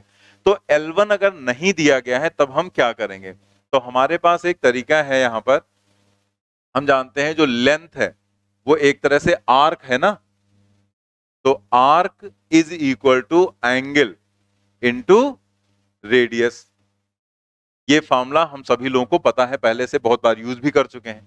तो अगर इधर का एंगल थीटा है तो ये वाला एंगल हो जाएगा 2 पाई माइनस थीटा। मतलब L1 साइड का एंगल 2 पाई माइनस थीटा और L2 साइड का एंगल थीटा। तो अगर हमें ये L1 लिखना है तो L1 आर्क है, एंगल इंटू रेडियस, तो एंगल क्या हो जाएगा 2 pi minus theta. L1 side का एंगल क्या है 2 पाई माइनस थीटा, और फिर एंगल के बाद क्या लिखना है रेडियस, तो रेडियस कितनी है a, ठीक है a के बराबर। और जो लैम्डा है वो क्या है r not divided by 2 pi a cancel हुआ, कितना आ गया 2 pi minus theta r not divided by, ठीक है। क्लियर हो गया ना कि कैसे यहां पर हमने निकाला R1। R1 क्या था रेजिस्टेंस पर, ये टोटल रेजिस्टेंस L1 लेंथ का, लैम्डा क्या था यूनिट लेंथ का रेजिस्टेंस, तो यूनिट लेंथ का रेजिस्टेंस लैम्डा, तो L1 का L1 इंटू लैम्डा। L1 को हमने आर्क लिया है तो उसको हम लिख सकते हैं एंगल इंटू रेडियस। L1 की साइड का एंगल था 2 pi minus theta, radius a के बराबर है, लैम्डा की वैल्यू r नॉट अपॉन 2 पाई है, a हटा दिया, जो बचा उसको लिख दिया। बिल्कुल सिमिलर वे में हम सॉल्व कर लेंगे R2। ये हो जाएगा L2 टू इंटू लैम्डा, ठीक है, इधर की लेंथ क्या है L2, L2 अगेन आर्क है, arc is equal to angle into radius, यानी कि थीटा इंटू ए हो जाएगा यहां पर, और लैम्डा की वैल्यू तो वही रहनी r not upon 2 pi A cancel हो गया। अब यहां पर क्या बचा theta r not divided by 2 पाई, ठीक है, तो उसमें 2 पाई माइनस थीटा और इसमें सिर्फ थीटा। R1 R2 कैसे हैं पैरेलल में, तो इसलिए इक्विवेलेंट रेजिस्टेंस क्या हो जाएगा R A B, therefore R A B is equal to R1 R2 divided by R1 plus R2। सभी वैल्यूज रखकर सॉल्व कर लेना है। तो R1 की वैल्यू क्या है 2 pi minus theta R not divided by 2 pi, R2 की value theta R not divided by 2 pi, divided by दोनों को ऐड कर देंगे,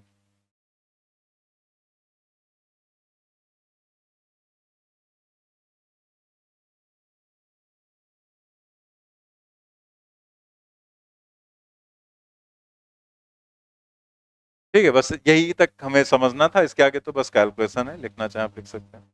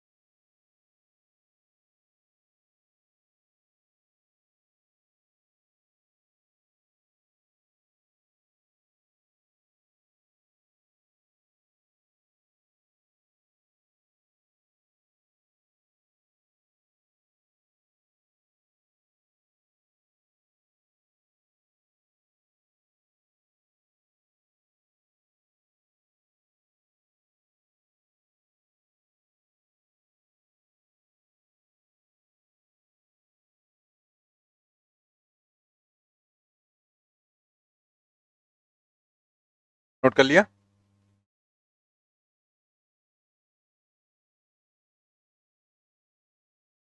तो यहां पर हमने R1 R2 की वैल्यू बस रख दी है, जो हमने यहां पर भी आपको समझाया वही वैल्यूज रखेंगे। फिर क्या किया गया, 2 pi minus theta into theta, 2 pi minus theta into theta, और बाकी क्या बचा, आर नॉट अपॉन 2 पाई, दो बार है तो होल स्क्वायर में उसको कर दिया गया। नीचे चूंकि प्लस का साइन था इसलिए आर नॉट बाई 2 पाई को हमने कॉमन लिया, 2 pi minus theta plus theta. तो यहां से अगर आप देखें तो माइनस थीटा और ये प्लस थीटा कैंसिल, और ये आर नॉट अपॉन 2 पाई, यहां से स्क्वायर ये कैंसिल हो जाएगा। तो क्या बचेगा, 2 pi minus theta into theta R naught, 2 pi minus theta into theta R naught, ये 2 पाई और ये बचा नीचे 2 पाई, क्या हो जाएगा, 4 पाई स्क्वायर हो जाएगा यहां पर। ठीक है, तो ये आ गया है इसका रिजल्ट। लेकिन आप इसे अगर चाहें तो एज अ फार्मूला याद रख सकते हैं कि फॉर्मूले की तरीके से आपने याद कर लिया, आपको यहां पर 30 डिग्री 60 डिग्री 45 डिग्री कुछ भी देगा, आप यहां पर वैल्यू रख देंगे बस थीटा की, और थीटा की वैल्यू किस में रखेंगे, रेडियन में, मतलब पाई के टर्म में रखेंगे। और बाई चांस पाई की वैल्यू रखनी पड़ गई तो फिर उसको 180 रख देंगे। ठीक है, तब क्या रखेंगे, 3.14। हालांकि यहाँ जरूरत नहीं पड़ती है क्योंकि यहाँ पर पाई कॉमन हो जाता है और स्क्वायर से कैंसिल हो जाता है, पाई स्क्वायर हट जाता है।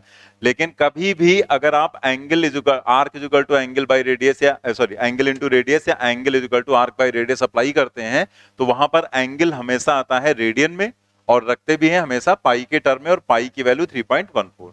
ठीक है, तो ये फॉर्मूले के तरीके से आप याद है अगर आपको, तो आप यहाँ पर वैल्यू रखकर सीधे निकाल भी सकते हैं आंसर। लेकिन अगर नहीं याद है तो ये मेरा बताने का पर्पस सिर्फ इतना था कि बाई चांस उसने थीटा लिख दिया, अगर अगर उसने यहाँ कोई एंगल लिख दिया तो आपके लिए काम बहुत आसान हो जाएगा, वो भी हम एग्जाम्पल में बता देंगे। लेकिन अगर उसने थीटा लिख दिया तो फिर ऐसे ही सॉल्व हो सकता है, फिर इसमें कोई शॉर्टकट आपका नहीं लगना है। ठीक है, तो इसलिए ये बता दिया गया। बाकी क्वेश्चंस ज्यादा पॉसिबिलिटी ये है कि थीटा की वो वैल्यू ही देगा, क्योंकि अभी तक क्वेश्चन इस पर जब भी पूछा गया, जैसे आपके यहाँ भी क्वेश्चन पूछा गया, एआई उसमें आईआईटी में भी क्वेश्चन इस पर पूछा गया, तो यहां पर कुछ ना कुछ वैल्यू रख देते हैं। तो आईआईटी वाला क्वेश्चन अभी हम लोग करेंगे, और जो क्वेश्चन आपके यहाँ पूछा गया था वो पीछे सेल्फ इवेल्युएशन में दे रखा है। ठीक है, तो हम लोग यहाँ पर चेक करते हैं कि कैसे हम इससे ये रिलेटेड क्वेश्चन सॉल्व करेंगे। ठीक है, अब जैसे जो पहला क्वेश्चन है इसमें जो एग्जाम्पल दिया गया वो बहुत आसान है, लेकिन वो बहुत सारे एग्जाम्स में पूछा गया है। ये फार्मूला भी ऐसे छोड़ देते हैं। ठीक है, पहले एग्जाम्पल में आपको क्या दिया गया है, एग्जाम्पल नंबर 1 में, कि एक वायर यहां पर है जिसका रेजिस्टेंस आर नॉट है, फिर इस वायर को उसने कन्वर्ट कर दिया एक सर्कुलर कंडक्टर में, और यहां पर पूछा है उसने कि डायमीट्रिक अपोजिट पॉइंट है, जैसे ये दोनों पॉइंट है और ये हो गया इसका सेंटर, तो इन दोनों पॉइंट ए और बी के बीच में आपको बताना है रेजिस्टेंस क्या हो जाएगा। तो अब आप फार्मूले का अगर यूज करेंगे, तो फार्मूले में आप चाहे ऊपर से एंगल देख लो चाहे नीचे से एंगल देख लो, वो रहेगा तो पाई ही ना।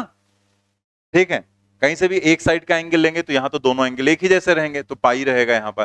तो अगर आप इसमें पाई रखोगे तो ये 2 pi minus pi into pi R naught divided by 4 pi square, तो ये 2 पाई माइनस पाई पाई हो जाएगा, और ये भी पाई, स्क्वायर स्क्वायर से कैंसिल क्या आ जाएगा। तो फॉर्मूला याद है तो आप इससे कर सकते हैं, बट ये हम इससे ज्यादा आसान तरीके से कर सकते हैं। जैसे अगर आप देखो तो ये जो पूरा सर्कुलर कंडक्टर, ये जो कंडक्टर है इसका रेजिस्टेंस आर नॉट है, तो अगर हमने इसको ऐसे बनाया तो ये दो पार्ट में हो गया, तो आधा पार्ट ऊपर है आधा पार्ट नीचे, तो आधा रेजिस्टेंस हो गया ऊपर और आधा रेजिस्टेंस हो गया नीचे यहां पर। अब ये दोनों रेजिस्टेंस कैसे हैं, पैरेलल में, तो अगर इक्वल रेजिस्टेंस पैरेलल में कनेक्ट होते हैं तो हम फार्मूला अप्लाई करते हैं आर बाई एन वाला। ठीक है, पैरेलल की कंडीशन में सीरीज में एन टाइम्स आर, तो एक रेजिस्टेंस क्या हो गया, आर नॉट बाई 2, और ऐसे कितने रेजिस्टेंस, दो, आंसर क्या हो गया, आर नॉट बाई 4। जो कि पहले ही आपको समझ में आ गया होगा, दो रेजिस्टेंस इक्वल वैल्यू के हैं तो आर बाई 2 हो जाएगा, आर बाई 2 का मतलब R naught by 2 by 2 that is R naught by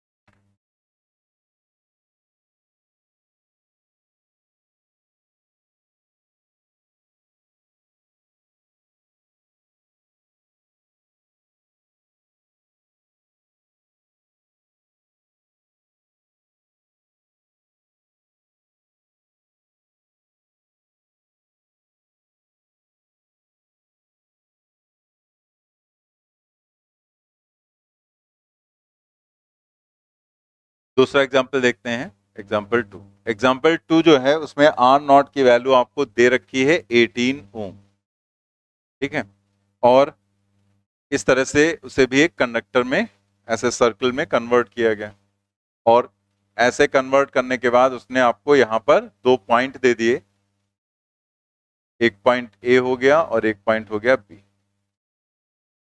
और इन दोनों के बीच का यहां पर एंगल दे दिया 60 डिग्री, ठीक है, और आपसे पूछा गया कि ये जो ए और बी पॉइंट है इनके बीच का इक्विवेलेंट रेजिस्टेंस आपको बताना है, that means R A B, ठीक है। तो अब अगर आप इस फार्मूले से करके देखना चाहते हैं तो इसमें तो आपको कुछ है नहीं प्रॉब्लम कि थीटा की वैल्यू बस क्या रखना है 60 डिग्री, 60 डिग्री का मतलब पाई बाई 3 आपको रखना है, ठीक है। तो यहां पाई बाई 3 रख देंगे और आर नॉट की जगह पर 18 रख देंगे, ठीक है। तो यहां पर पाई बाई 3 और यहां पर 18, और इसे सॉल्व कर लेना, जो भी आंसर आएगा वो आ जाएगा ए और बी के बीच। लेकिन अगर हम ये फॉर्मूला यूज नहीं करना चाहते हैं तब क्या करेंगे, तब हमें यहां पर रेजिस्टेंस निकालना होगा इस वाले पार्ट का। अगर हमने इसका निकाल लिया रेजिस्टेंस तो बाकी का तो आराम से आ ही जाएगा। कैसे, जैसे अगर टोटल 18 है, मान लेते हैं ये 3 आ गया तो ऊपर 15 बचेगा, 15 प्लस 3 होगा ना, तो 15 ही ऊपर बचेगा। तो ये रेजिस्टेंस अब हम कैसे निकालें, तो हम यहां देख सकते हैं ऐसे कि 360 डिग्री पूरा एंगल क्या होगा 360 डिग्री, अगर हम पूरा एंगल ले रहे हैं तो पूरा कंडक्टर भी आ जाएगा। तो 360 डिग्री का जो रेजिस्टेंस है वो क्या है 18 ओम, तो 60 डिग्री का जो रेजिस्टेंस हो जाएगा वो हो जाएगा 18 इंटू 60 डिवाइडेड बाई 360, ठीक है। कितना आ जाएगा, ठीक है, 3 आ गया यहां पर। तो अब यहां पर ये जो 3 ओम रेजिस्टेंस आया है ये इधर का आया है 3 ओम, तो ऊपर कितना बचेगा 15 ओम, क्योंकि टोटल 18 था, 18 में से 3 आपने इधर निकाल दिया तो ऊपर कितना बचा 15 ओम। अब ये 15 और 3 कैसे हैं, पैरेलल में है, तो अगर ये पैरेलल में है तो हम लिखेंगे 15 into 3 divided by 15 plus 3, that is 15 into 3 divided by 18, ये आ जाएगा यहां पर 6, और फिर ये आ जाएगा यहां पर 5/2, दैट इज 2.5।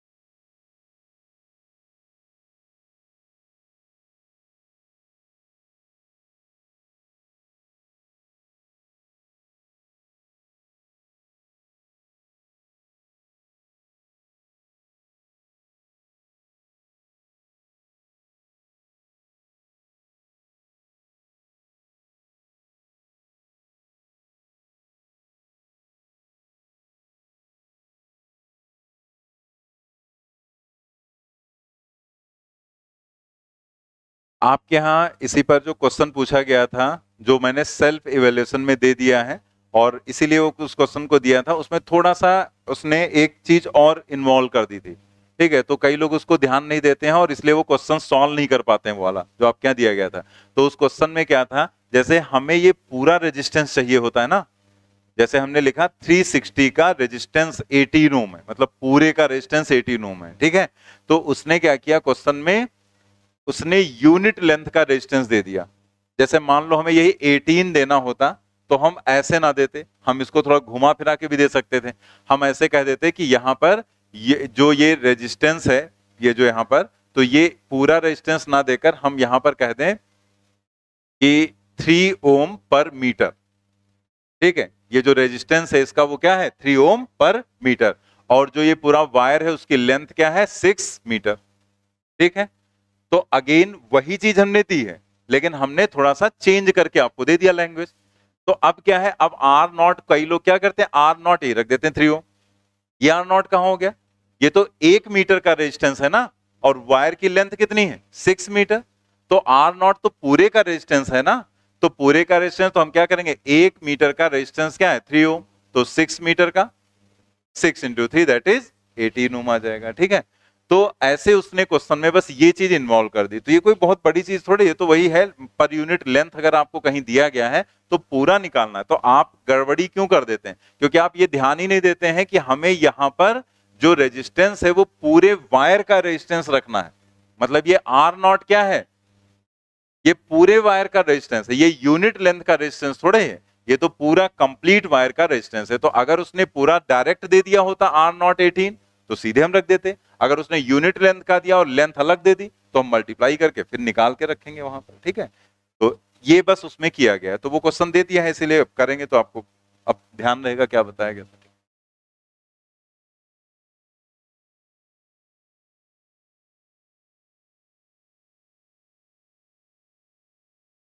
क्वेश्चंस पर आ जाते हैं।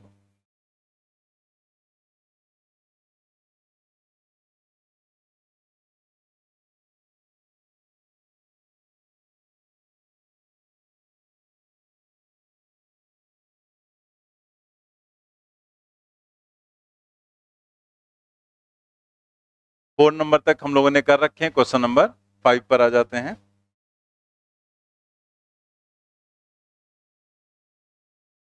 Calculate the percentage increase in resistance if a cylindrical wire is stretched to increase its length by। तो 1% एंड 10 दोनों दे दिए गए, एक लेस देन 5 का और एक ग्रेटर देन 5 का। तो हम लोगों को पता ही है स्ट्रेचिंग के केस में क्या बताया गया था, R directly proportional to L square, उसी का यूज करके आपको निकालना। dr upon R into 100 is equal to 2 times dl divided by L into 100, 2 into 1 that is equal to 2%। Percentage के क्वेश्चंस तो जैसे हम लोग करते हैं वैसे ही रहेंगे, उसमें कोई चेंज तो होना नहीं। नेक्स्ट में 10%,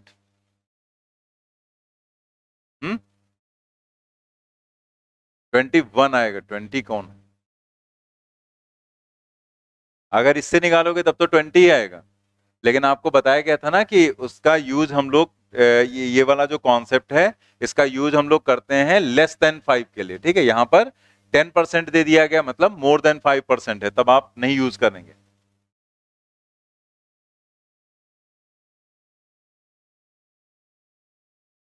तो सेकंड वाले केस में हम लोग क्या करेंगे, यहां पर x वाला कॉन्सेप्ट यूज करते हैं, that is delta r divided by r into 100 is equal to 1 plus x divided by 100 to the power n, n की जगह पर हो जाएगा 2 माइनस 1 इंटू 100। वही सेम फॉर्मूला जो कंजर्वेशन ऑफ मोमेंटम में हम लोगों ने सीखा था। तो 1 प्लस x 10% दिया गया है तो x की वैल्यू हो गई 10 divided by 100 to the power 2 minus 1 into, ये कैंसिल होगा, एक zero.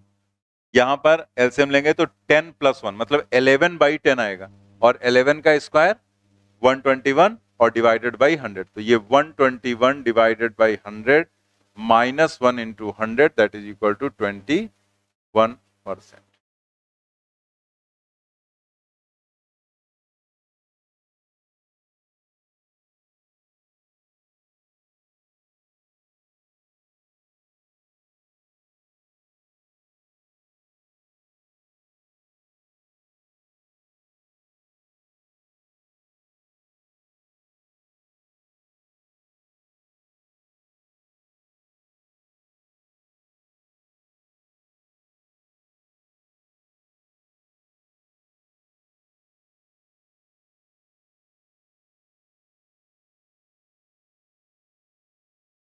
A metal wire of resistance 3 ohm is elongated to make a uniform wire of double its previous length. This new wire is now bent and the ends joined to make a circle. If 2 points on this circle make an angle 60 degree at the center, the equivalent resistance between these 2 points will be। JEE mains 2019 में पूछा गया था। ये जो question है इसमें देखो दो क्वेश्चन मिक्स कर दिए गए, एक स्ट्रेचिंग का और दूसरा फिर ये सर्किल वाला, ठीक है, दोनों को मिक्स कर दिया गया। तो पहले उसका जो वहां पर रेजिस्टेंस है वो 3 ओम है, लेकिन फिर उसकी लेंथ को क्या कर दिया गया, डबल। तो लेंथ डबल करने से उसका रेजिस्टेंस बदल जाएगा, तो जो रेजिस्टेंस न्यू रेजिस्टेंस होगा वो हम निकालेंगे। तो जो लेंथ पहले दी गई थी वो R0 नहीं होगा, जो डबल लेंथ कर दी गई उसमें जो रेजिस्टेंस आएगा वो आर नॉट हो जाएगा, और फिर उसी को बेंड कर दिया गया और वही 60 डिग्री का देखो एंगल दिया गया, और इन दोनों के बीच में आपको रेजिस्टेंस बताना है। तो ये तो अभी हम बता ही चुके हैं। आर नॉट कैसे निकालेंगे, इसको जब डबल करेंगे तो जब स्ट्रेचिंग करते हैं तो हम अप्लाई करते हैं आर प्रोपोर्शनल टू, तो यहां से आर नॉट अपान आर लिख लो सीधे, वैसे R1 R2 लिख सकते हैं लेकिन आर नॉट अपान आर लिख लो, हम बाद वाला रेजिस्टेंस आर नॉट मान रहे हैं, तो आर नॉट यहां से निकल आएगा और देन वो वाला कॉन्सेप्ट यूज हो जाएगा। तो दो चीजों को मिक्स करके बना दिया गया क्वेश्चन।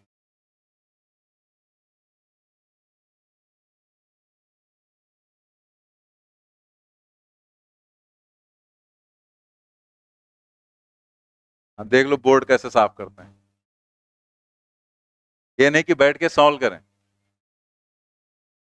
क्या आएगा, फोर्थ ऑप्शन आ जाएगा 5/3।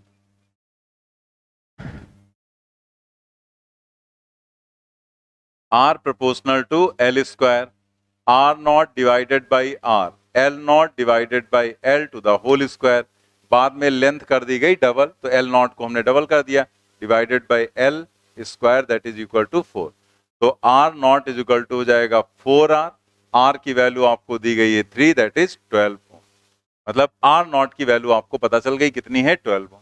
अब आपको वही कॉन्सेप्ट यूज कर लेना है कि इसे एक सर्कल के फॉर्म में बेंड कर दिया गया और यहां का एंगल क्या है 60 डिग्री, ये हो गया A और ये हो गया B। ठीक है, यही आपको इक्विवेलेंट रेजिस्टेंस बताना है। फिर से वही कंडीशन हो जाएगी कि हम यहां पर इधर ही लिख देते हैं। अब यहां पर आगे क्या हो जाएगा, 9 360 डिग्री का रेजिस्टेंस कितना है 12, मतलब पूरा 360 में घुमा दो तो 12 ओम। तो फिर 60 डिग्री का रेजिस्टेंस क्या हो जाएगा, 12 इंटू 60 डिवाइडेड बाई 360। यही कॉन्सेप्ट एक क्वेश्चन में यूज किया गया था, अगर टेस्ट आपने दिया होगा तो उसमें आया था मोमेंट ऑफ इनर्शिया वाले में, तो उसमें भी मास निकालने के लिए यही कॉन्सेप्ट यूज किया गया था। तो ये आ जाएगा यहां पर कितना, 2 ओम आ जाएगा, 2 आएगा ना, और ये 2 ओम आ गया इधर का रेजिस्टेंस 2 ओम। तो ऊपर का जो रेजिस्टेंस बचा 12 है टोटल, तो ऊपर कितना बचेगा 10 ओम। तो फिर जो आर ए बी की वैल्यू है वो आ जाएगी 2 इंटू 10 डिवाइडेड बाई 12। 10 लिख देते हैं, 10 डिवाइडेड बाई 6 या फिर 5 डिवाइडेड बाई 3। Fourth option 6।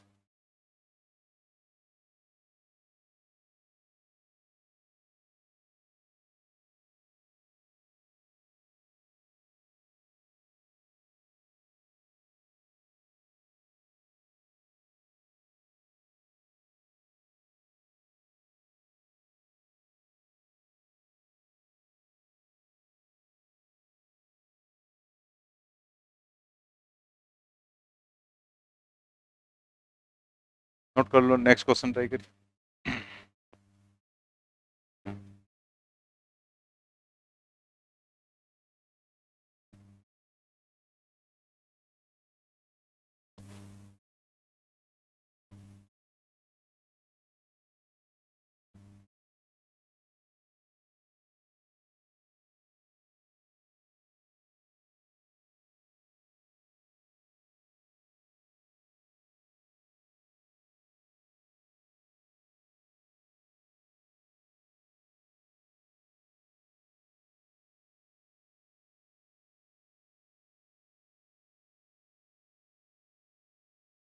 क्या है 7 नंबर का answer,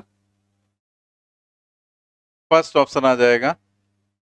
2 wires of the same metal have same length but their cross sections are in the ratio 3:1.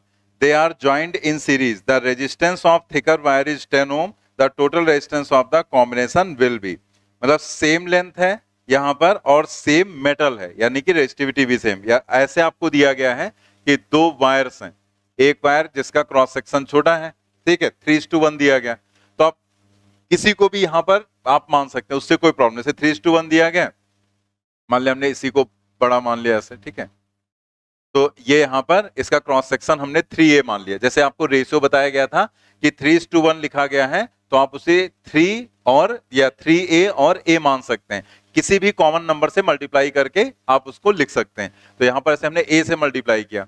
अब इसकी जो लेंथ है वो सेम है और रेजिस्टिविटी सेम, क्योंकि मेटल सेम है। क्रॉस सेक्शनल एरिया 3 है और इसी का जो रेजिस्टेंस दिया गया थिकर वायर का, the resistance of thicker wire is 10 ओम। ये थिक है तो इसी का जो रेजिस्टेंस है उसको हम R1 मान रहे हैं, इस एरिया को हमने A1 माना, और ये रेजिस्टेंस कितना है 10 ओम।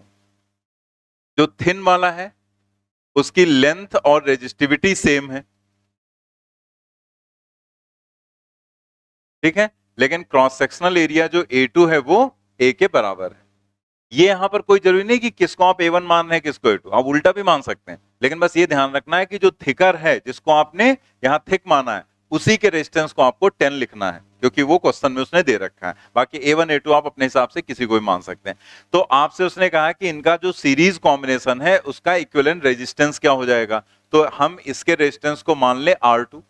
अब अगर हम इन दोनों को सीरीज में जोड़ेंगे तो R1 प्लस R2 हो जाएगा, तो बस R2 आपको पता चल जाए, उसमें उठा के R1 आप ऐड कर दो। अब ये R2 कैसे निकलेगा, तो हमारे पास रेजिस्टेंस का फार्मूला है रो L डिवाइडेड बाई A।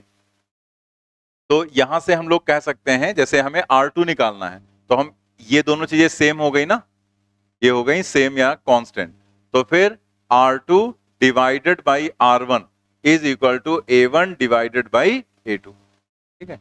या ऐसे लिख दें पहले एक line, R proportional to 1 upon A and then लिख दिया R2 divided by R1 is equal to A1 divided by A2। अब कुछ लोग यहीं पर हो जाते हैं कंफ्यूज, उनको ये लगने लगता है कि वहां तो हमें बताया गया था R proportional to 1 upon A square, लेकिन यहां हमने यूज किया R proportional to 1 upon A। अभी कुछ लोगों ने सुबह मॉर्निंग वाले बैच में ये काम किया भी था, लेकिन हमने आपको वहां पर बताया था कि R proportional to L square या R proportional to 1 upon A square कब यूज करते हैं, स्ट्रेचिंग के केस में। यहां स्ट्रेचिंग थोड़ा ही है, यहां तो दो अलग अलग वायर हैं, तो दो अलग अलग वायर हैं, तो इसके लिए हम ये वाला कॉन्सेप्ट यूज करेंगे ना। इसमें कोई स्ट्रेचिंग तो है नहीं कि उसी को खींच के हमने कुछ किया है, ये तो दो अलग अलग वायर्स यहां पर हैं, तो इसमें तो उसने दे दिया ना रो और एल सेम है, तो वो जो फार्मूले हैं वो सिर्फ स्ट्रेचिंग के केस में ही आपको यूज करने हैं बस, बाकी जो सिचुएशन है उसके हिसाब से चलेंगे। तो A1 अपान A2, A1 की वैल्यू क्या है 3A और A2 की वैल्यू क्या है A, तो ये क्या हो गया 3। That means R2 is equal to 3R1, that is 3 into 10, that is equal to 30 ohm, ठीक है। Therefore resistance of series combination, resistance of series combination is equal to R1 plus R2, that is 10 plus 30, that is 40. First option correct.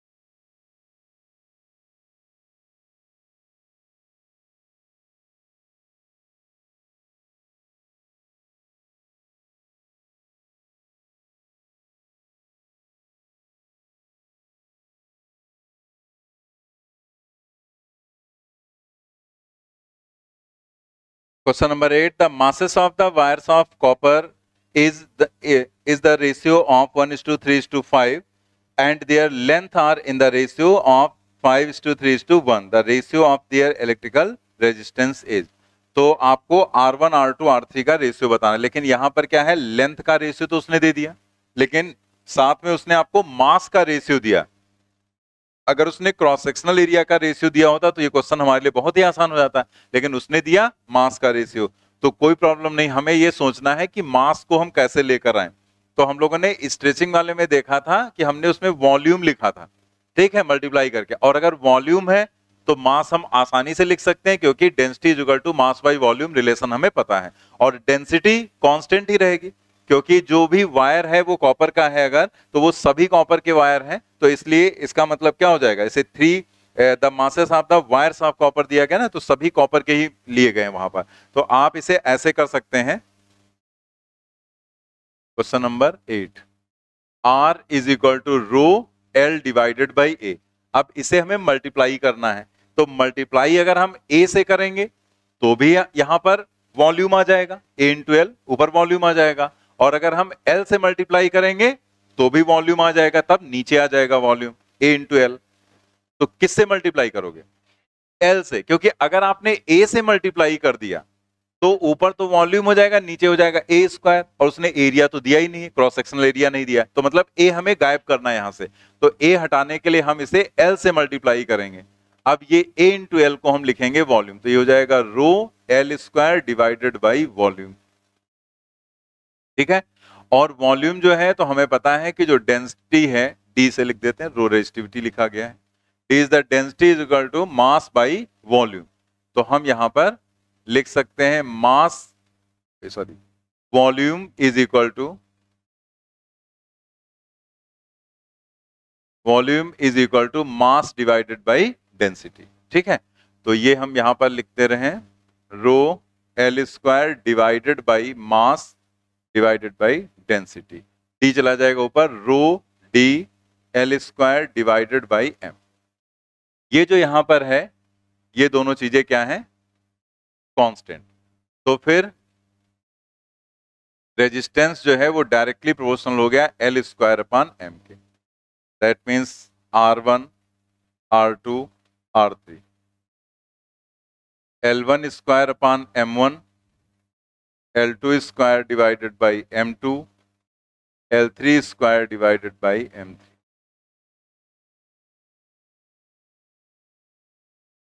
L1 L2 L3 5 3 और 1 दिया गया है, तो ऊपर 5 3 1 रख देंगे, तो 5 स्क्वायर 3 स्क्वायर एंड 1 स्क्वायर, और नीचे जो मास का रेशियो है वो दिया गया 1:3:5, तो यहाँ 1, यहाँ 3, यहाँ पर 5, ठीक है। देखो रेशियो दिया गया है और रेशियो में ही हमें रखना है, तो फिर हम डायरेक्ट रख देंगे। वैसे कहीं होता है तो हम क्या करते हैं, जैसे मान लिया यहाँ पर दिया गया था लेंथ का रेशियो 5:3:1, तो अगर आप उसमें L जो लगाओगे, मल्टीप्लाई करोगे, जैसे 5L 3L 1L लिखोगे भी, तो यहाँ सब कहीं L L और L स्क्वायर में आएगा, लेकिन उसको फिर आपको हटाना पड़ेगा क्योंकि रेशियो में है, तो उससे कोई प्रॉब्लम यहां पर होनी नहीं, आप डायरेक्ट रेशियो ही रख दो यहां पर, ठीक है। अब इसे हम लोग यहां पर देखें क्या लिख सकते हैं, तो ये 25 डिवाइडेड बाई 1, ये हो गया 3, या 1 लिखने की कोई जरूरत नहीं, 25 इज टू यहाँ पर 3, और ये हो जाएगा 1/5, लेकिन ऐसे आंसर में दिया नहीं गया। तो रेशियो में हमने आपको एक बात और बता रखी थी कि किसी भी कॉमन नंबर से आप मल्टीप्लाई भी कर सकते हैं, डिवाइड भी कर सकते हैं, तो हम इसे 5 से मल्टीप्लाई करेंगे, तो मल्टीप्लाई करना होता है तो जो एलसीएम होता है उससे मल्टीप्लाई कर दिया जाता है, जैसे यहाँ पर 5 है तो 5 से मल्टीप्लाई कर दो, अगर यहाँ पर मान लिया 3 होता तो 5 इंटू 3 15, तो 15 से मल्टीप्लाई कर देते, तो यहाँ पर 5 से पूरे को मल्टीप्लाई करेंगे तो ये बन जाएगा 125, ये बन जाएगा 15, और ये हो जाएगा 1। फोर्थ ऑप्शन यहां पर करेक्ट हो जाएगा, जल्दी से नोट करने से।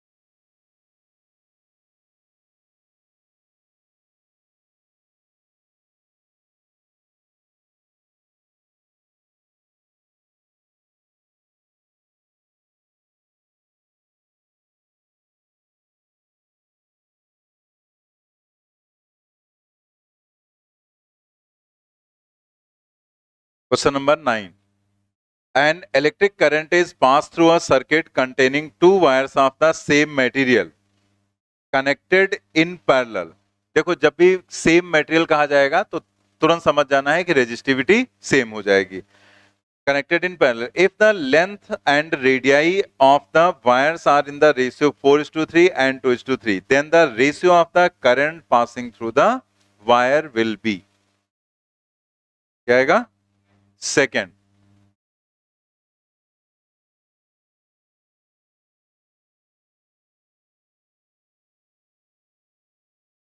देखो क्या दिया गया यहां पर, जो दिया गया पहले उसको लिखते हैं। L1 और L2 का रेशियो आपको दिया गया है 4:3, ठीक है, लेंथ का रेशियो हो गया। और जो रेडियाई का रेशियो है वो है R1/R2, वो कितना है 2:3, ठीक है। ये दो चीजें आपको दी गई थी। फिर उसने कहा कि दो वायर्स हैं जिनको पैरेलल में कनेक्ट किया गया है,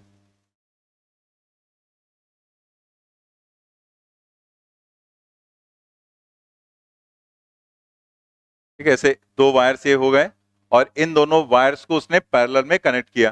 तो दोनों वायर्स को अगर हम पैरेलल में कनेक्ट करेंगे तो क्या चीज कांस्टेंट रहेगी?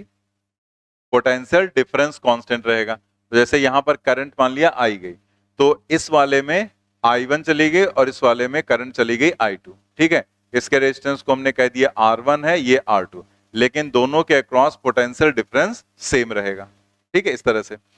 अब ये I1 और I2 का रेशियो ही निकालना है। जैसे क्वेश्चन में कुछ मेंशन नहीं है तो फिर जो पहले है और जो बाद में, तो वैसे ही आप रेशियो लिखते हैं 1/2 ही बताएंगे, 2/1 नहीं बताएंगे, ठीक है। तो हम यहां जरा देखें कि क्या होगा। तो हमें पता है V = IR, तो यहां से हमें करंट का रेशियो चाहिए, V सेम रहेगा, तो ये तो हो गया कांस्टेंट या सेम। तो फिर हम यहां से लिखेंगे I inversely proportional to R। That means क्या आ जाएगा result? That is I1/I2 is equal to R2 divided by R1। बस ये R2 और R1 का रेशियो आपको पता चल जाए, वही यहां पर करंट का रेशियो हो जाएगा। और वो हम आराम से निकाल सकते हैं, इधर साइड में लिख लेते हैं। जैसे R जो है वो रो L डिवाइडेड बाई A होता है। अब एरिया जो है वो यहां पर ना देकर आपको क्या दिया गया है? रेडियस। तो हम इसे लिख सकते हैं रो L divided by pi R²। ये जो इतना पार्ट है ये पार्ट है कांस्टेंट। तो हम लिख सकते हैं हमें चाहिए R2/R1, तो हम सीधे यहां से R2/R1 ही लिख लेते हैं। तो L2/L1, ये L ऊपर है तो 2/1 होगा और R नीचे है तो 1/2 हो जाएगा। तो ये हो जाएगा R1/R2 to the whole square. L2/L1 3/4 हो जाएगा, ठीक है, 4/3 दिया गया ना, तो L2/L1 रखना है तो 3/4 और R1/R2 सीधे 2 divided by 3 to the whole square. तो ये आ जाएगा 3/4 इंटू 4 डिवाइडेड बाई 9, 1/3। बस ये इसका आंसर हो जाएगा 1/9 का second option.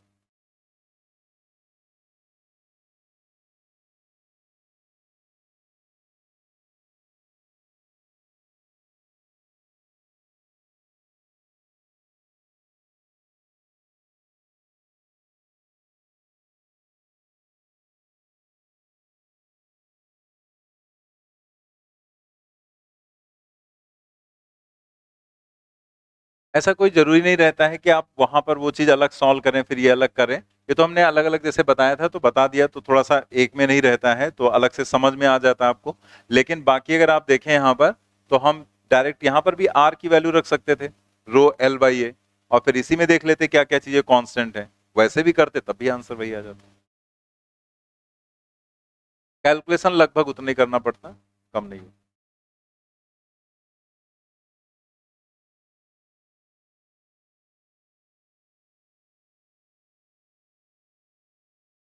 A material B has twice the specific resistance of A. A circular wire made of B has twice the diameter of a wire made of A. Then for the two wires to have the same resistance, the ratio LB/LA of their respective lengths must be. तो देखो उसने question में बता ही दिया आपको क्या करना है, सेम रेजिस्टेंस मतलब दोनों के रेजिस्टेंस को इक्वेट कर देना है आपको, बस इसी से आपको आंसर मिल जाएगा।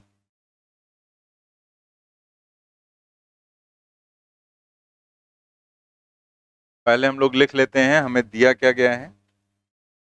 हमें दिया गया यहाँ पर रेजिस्टिविटी B की जो है ट्वाइस है, मतलब रो बी की वैल्यू हो जाएगी 2 टाइम्स रो ए, और जो डायमीटर है उसका रेशियो आपको दिया गया है ट्वाइस द डायमीटर, बी का डायमीटर भी डबल है ए के, मतलब एक तरह से diameter of B is 2 times diameter of A हो गया। ठीक है, ये आपको इतना दिया गया है। अब देखते हैं रेजिस्टेंस दोनों के सेम करने, तो according to problem R A is equal to R B.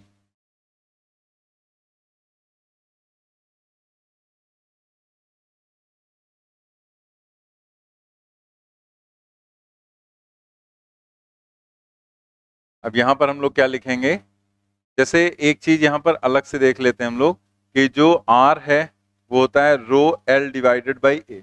ठीक है, तो जो एरिया है इसको हम लोग लिखते हैं पाई आर स्क्वायर, या रेडियस डायमीटर की आधी होती है तो हम इसे लिख सकते हैं पाई डी स्क्वायर डिवाइडेड बाई 4, क्योंकि R की वैल्यू क्या होती है, R इज इक्वल टू होता है D डिवाइडेड बाई 2, तो इसलिए डी स्क्वायर डिवाइडेड बाई 4। तो क्यों ना हम एरिया की जगह सीधे सीधे पाई डी स्क्वायर बाई 4 लिख सकते हैं, जिससे कि हमें बार बार वो चीज ना लिखनी पड़े। तो यहां पर फॉर्मूला देखते हैं, क्या लिखेंगे, रो ए, और यहां लिखेंगे हम एल ए, और यहां पर एरिया लिखना है तो एरिया की जगह पर हम क्या लिखेंगे, pi D A square divided by 4, और ऐसे यहां लिखेंगे रो बी, ये हो जाएगा एल बी, और ये हो जाएगा pi D B square divided by, जहां पर एरिया था वहां पर हमने पाई डी स्क्वायर बाई 4 लिख दिया। अब जो चीज कैंसिल होने वाली है उनको यहां से पहले हटाओ, पाई बाई 4 और पाई बाई 4 हो गया कैंसिल। वैल्यूज रखते हैं तो ये जैसे है वैसे छोड़ दो आप, L A upon rho B की वैल्यू 2 टाइम्स रो ए, और एल बी तो हमें चाहिए यहां पर, और डीवी की जगह पर स्क्वायर करेंगे तो हो जाएगा 4 टाइम्स डी ए स्क्वायर। ठीक है, तो यहां से ये कैंसिल हुआ, ये कैंसिल हुआ, और फिर ये भी कैंसिल हो जाएगा, तो यहां पर आ जाएगा this is equal to L A is equal to L B divided by 2, ये बचेगा यहां पर, और आपको L B upon L A का रेशियो चाहिए, तो 2:1 आ जाएगा।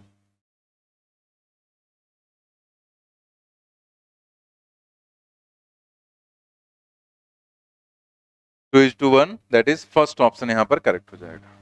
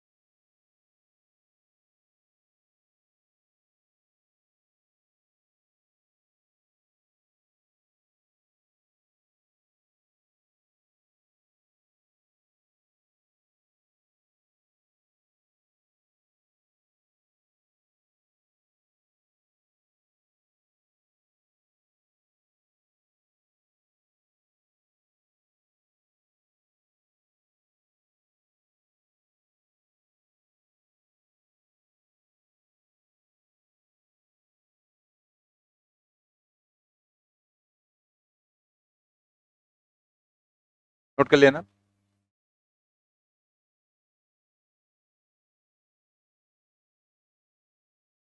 नेक्स्ट देखते हैं क्वेश्चन नंबर 11।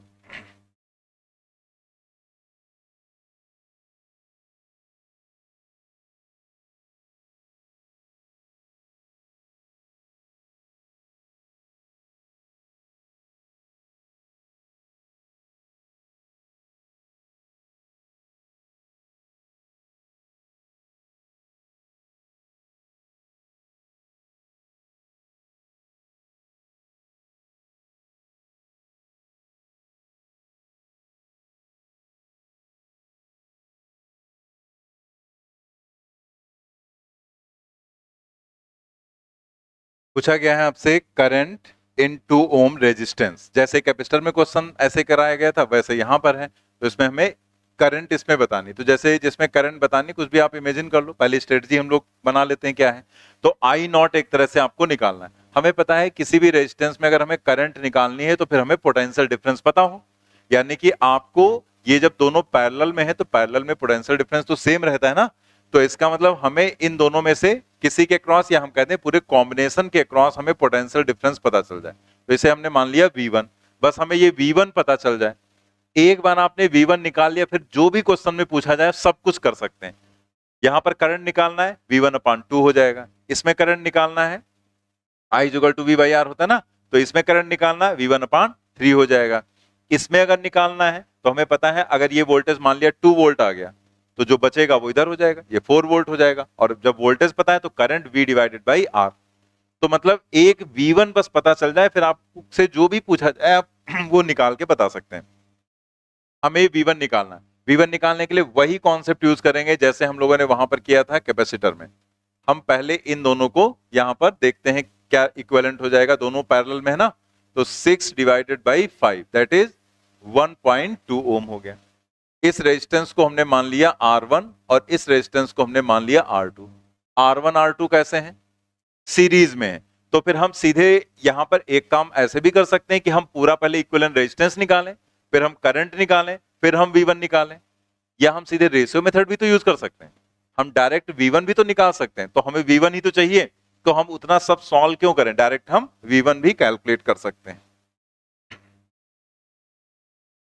तो एक तरह से हम जब इक्विवेलेंट लिखते हैं तो उसका ये मतलब होता है कि हमने ये हटा दिया और यहां पर हमने एक रेजिस्टेंस कनेक्ट कर दिया R1 और उसके क्रॉस हमें V निकालना है। अगर आपको कोई भी डाउट है तो तुरंत साइड में आप लिख लेंगे V=IR, चूंकि R1 R2 सीरीज में होंगे तो I हो जाएगा सेम, और इस तरह से V proportional to R।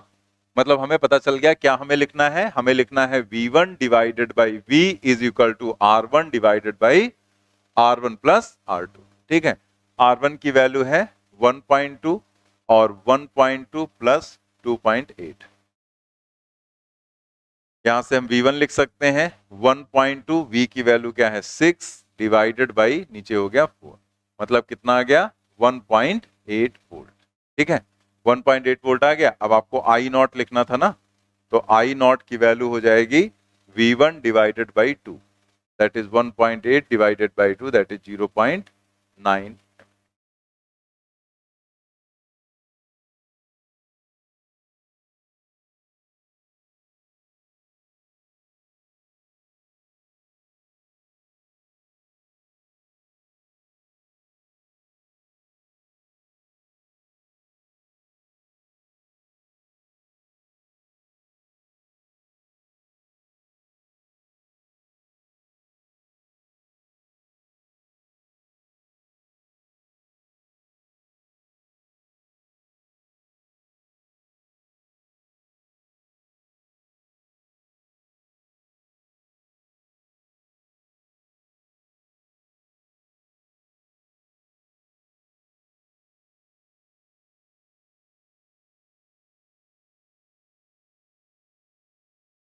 Note कर लिया। नेक्स्ट जो क्वेश्चन है ये एनसीईआरटी का है और इसमें कई रेजिस्टेंसेस दिए गए हैं और उसने कहा है सभी में बताओ करंट क्या हो जाएगी। तो देखते हैं यहां पर इस क्वेश्चन को।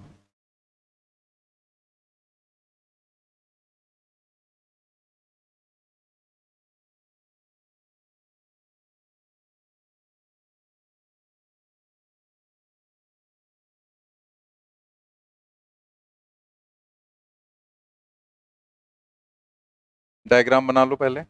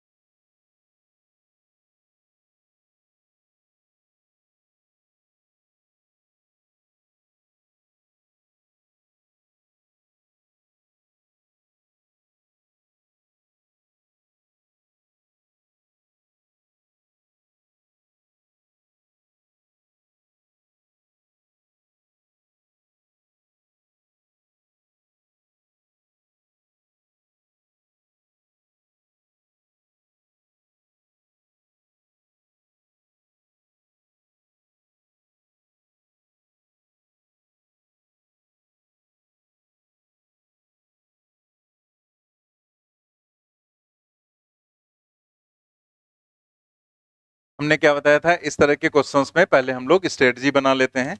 तो जैसे सभी में निकालना है आपको, तो हम लोग देखते हैं क्या करने वाले हैं कि सभी का मतलब इसमें भी तो निकालना पड़ेगा, और इसमें जो भी करंट होगी वो नेट करंट हो जाएगी, जो टोटल करंट यहां पर होगी। जैसे आई करंट है तो वही आई करंट इसमें एंटर करेगी, तो वही आई करंट इसमें भी होगी। तो इसका मतलब हमें इसमें टोटल करंट तो निकालनी ही निकालनी है। तो अगर आई करंट यहां पता चल गई तो वही आई यहां पर पहुंचेगी और दो भागों में बट जाएगी।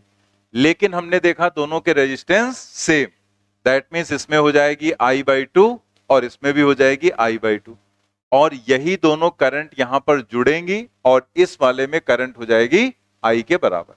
इसका मतलब सिर्फ आई करंट अगर आपको पता चल जाए तो आपको इन 5 रेजिस्टेंस में तो करंट पता चल गई, नहीं 4 में, 1 2 3 एंड 4, इन चारों में तो करंट आपको पता चल गई। बचते हैं ये दो, तो इन दोनों के लिए यही करंट इसमें एंटर करेगी। अब इधर कुछ अलग मान लेते हैं, यहां पर कुछ अलग, जैसे इसे आई डैश मान लिया और इसे हमने आई डबल डैश मान लिया। तो आपको ये दोनों बताने हैं। अब इन दोनों के लिए आपके पास दो तरीके हैं, एक तो आप रेशियो मेथड यूज कर सकते हैं, ठीक है, रेशियो मेथड यूज कर लो यहां पर, तो उससे भी निकाल सकते हैं। जैसे आपको आई पता है, आई डैश निकाला और फिर आई डबल डैश क्या हो जाएगा, आई माइनस आई डैश। और या फिर दूसरा काम क्या कर सकते हैं, यहां का पोटेंशियल डिफरेंस निकाल लो। जैसे इसे हमने कुछ भी यहां पर मान लिया वी नॉट, ठीक है, तो ये वी नॉट की वैल्यू आप निकाल लो, और वी नॉट की वैल्यू अगर पता चल गई तो आप यहां पर आई डैश निकालना है V naught by R, I double dash निकालना है वी नॉट बाई 6 हो जाएगा, ठीक है। तो स्ट्रेटजी हमारी बन गई कि पहला काम हमें क्या करना है, ये करंट पता करनी। इससे हमारे 4 रेजिस्टेंसेस की करंट पता चल जा रही, तो हमें आई कैलकुलेट करना है। उसके लिए हमें आर इक्विवेलेंट चाहिए होगा, तो आर इक्विवेलेंट निकालेंगे, क्योंकि टोटल करंट के लिए फिर इक्विवेलेंट रेजिस्टेंस की जरूरत पड़ेगी आपको। तो इक्विवेलेंट निकालेंगे तो ये दोनों कैसे हैं, पैरेलल में, तो इसका इक्विवेलेंट हो जाएगा 2 ओम। वही आर बाई एन वाला कॉन्सेप्ट लगा देंगे।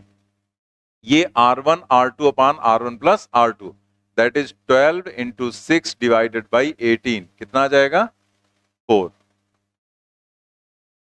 ओम आ जाएगा। तो ये दोनों रेजिस्टेंस हमने सॉल्व कर लिया। अब देखो इक्विवेलेंट रेजिस्टेंस क्या हो जाएगा, R इक्विवेलेंट, तो सभी सीरीज में आएंगे ना। जैसे यहां से स्टार्ट करते हैं, ये 2 आया तो 2, उसके बाद क्या आ रहा है 1, और उसके बाद क्या आ रहा है 4, सब एक के बाद एक लगे हैं तो सीरीज कॉम्बिनेशन, प्लस 4 और प्लस फिर से ये 1, तो कितना आ जाएगा 8 ओम आ जाएगा। और इस तरह से जो टोटल करंट है वो हो जाएगी V divided by R equivalent, that is 16 divided by 8, that is 2 ampere, ठीक है। टोटल करंट हमें पता चल गई। तो अब हम अलग अलग नहीं लिख रहे हैं, क्योंकि जब आपको टोटल करंट पता चल गई तो किसी में भी लिखना होगा आंसर तो आप लिख सकते हैं। इसमें बताना होगा तो आई है, मतलब 2, इसमें 2 होगी, इसमें 1 होगी, इसमें 1 होगी, तो आप लिख सकते हैं। अब हम हमें निकालना क्या है, आई डैश और आई डबल डैश। उसके लिए हमें वी नॉट चाहिए, तो आप देखो वी नॉट कैसे निकालेंगे। पूरे का इक्विवेलेंट क्या है 4, और इसमें जाने वाली करंट क्या है आई, ठीक है। अगर हम इन दोनों को हटा दें तो हम 4 ओम लगाएंगे ना उसकी जगह पर, और उसमें करंट जाएगी आई, तो सीधे हमें वी नॉट पता चल गया कि V naught is equal to I into R. R यहां पर जैसे इसे कुछ आप नाम दे देते हैं, अब बात के लिए सही रहेगा, आर नॉट, यहां पर वी नॉट आर नॉट, तो ये आर नॉट यहां रख देंगे। अब आप यहां पर आई की वैल्यू 2 और आर नॉट की वैल्यू 4, कितना आ गया है यहां पर 8 वोल्ट, ठीक है, 8 वोल्ट आ गया। हम यहां से निकाल सकते हैं आई डैश की वैल्यू, आई डैश हो जाएगा V naught divided by 12, 8 divided by 12, 2/3 ampere, ठीक है। और आई डबल डैश जो है वो V naught divided by 6, 8 divided by 6, 4 divided by 3 ampere.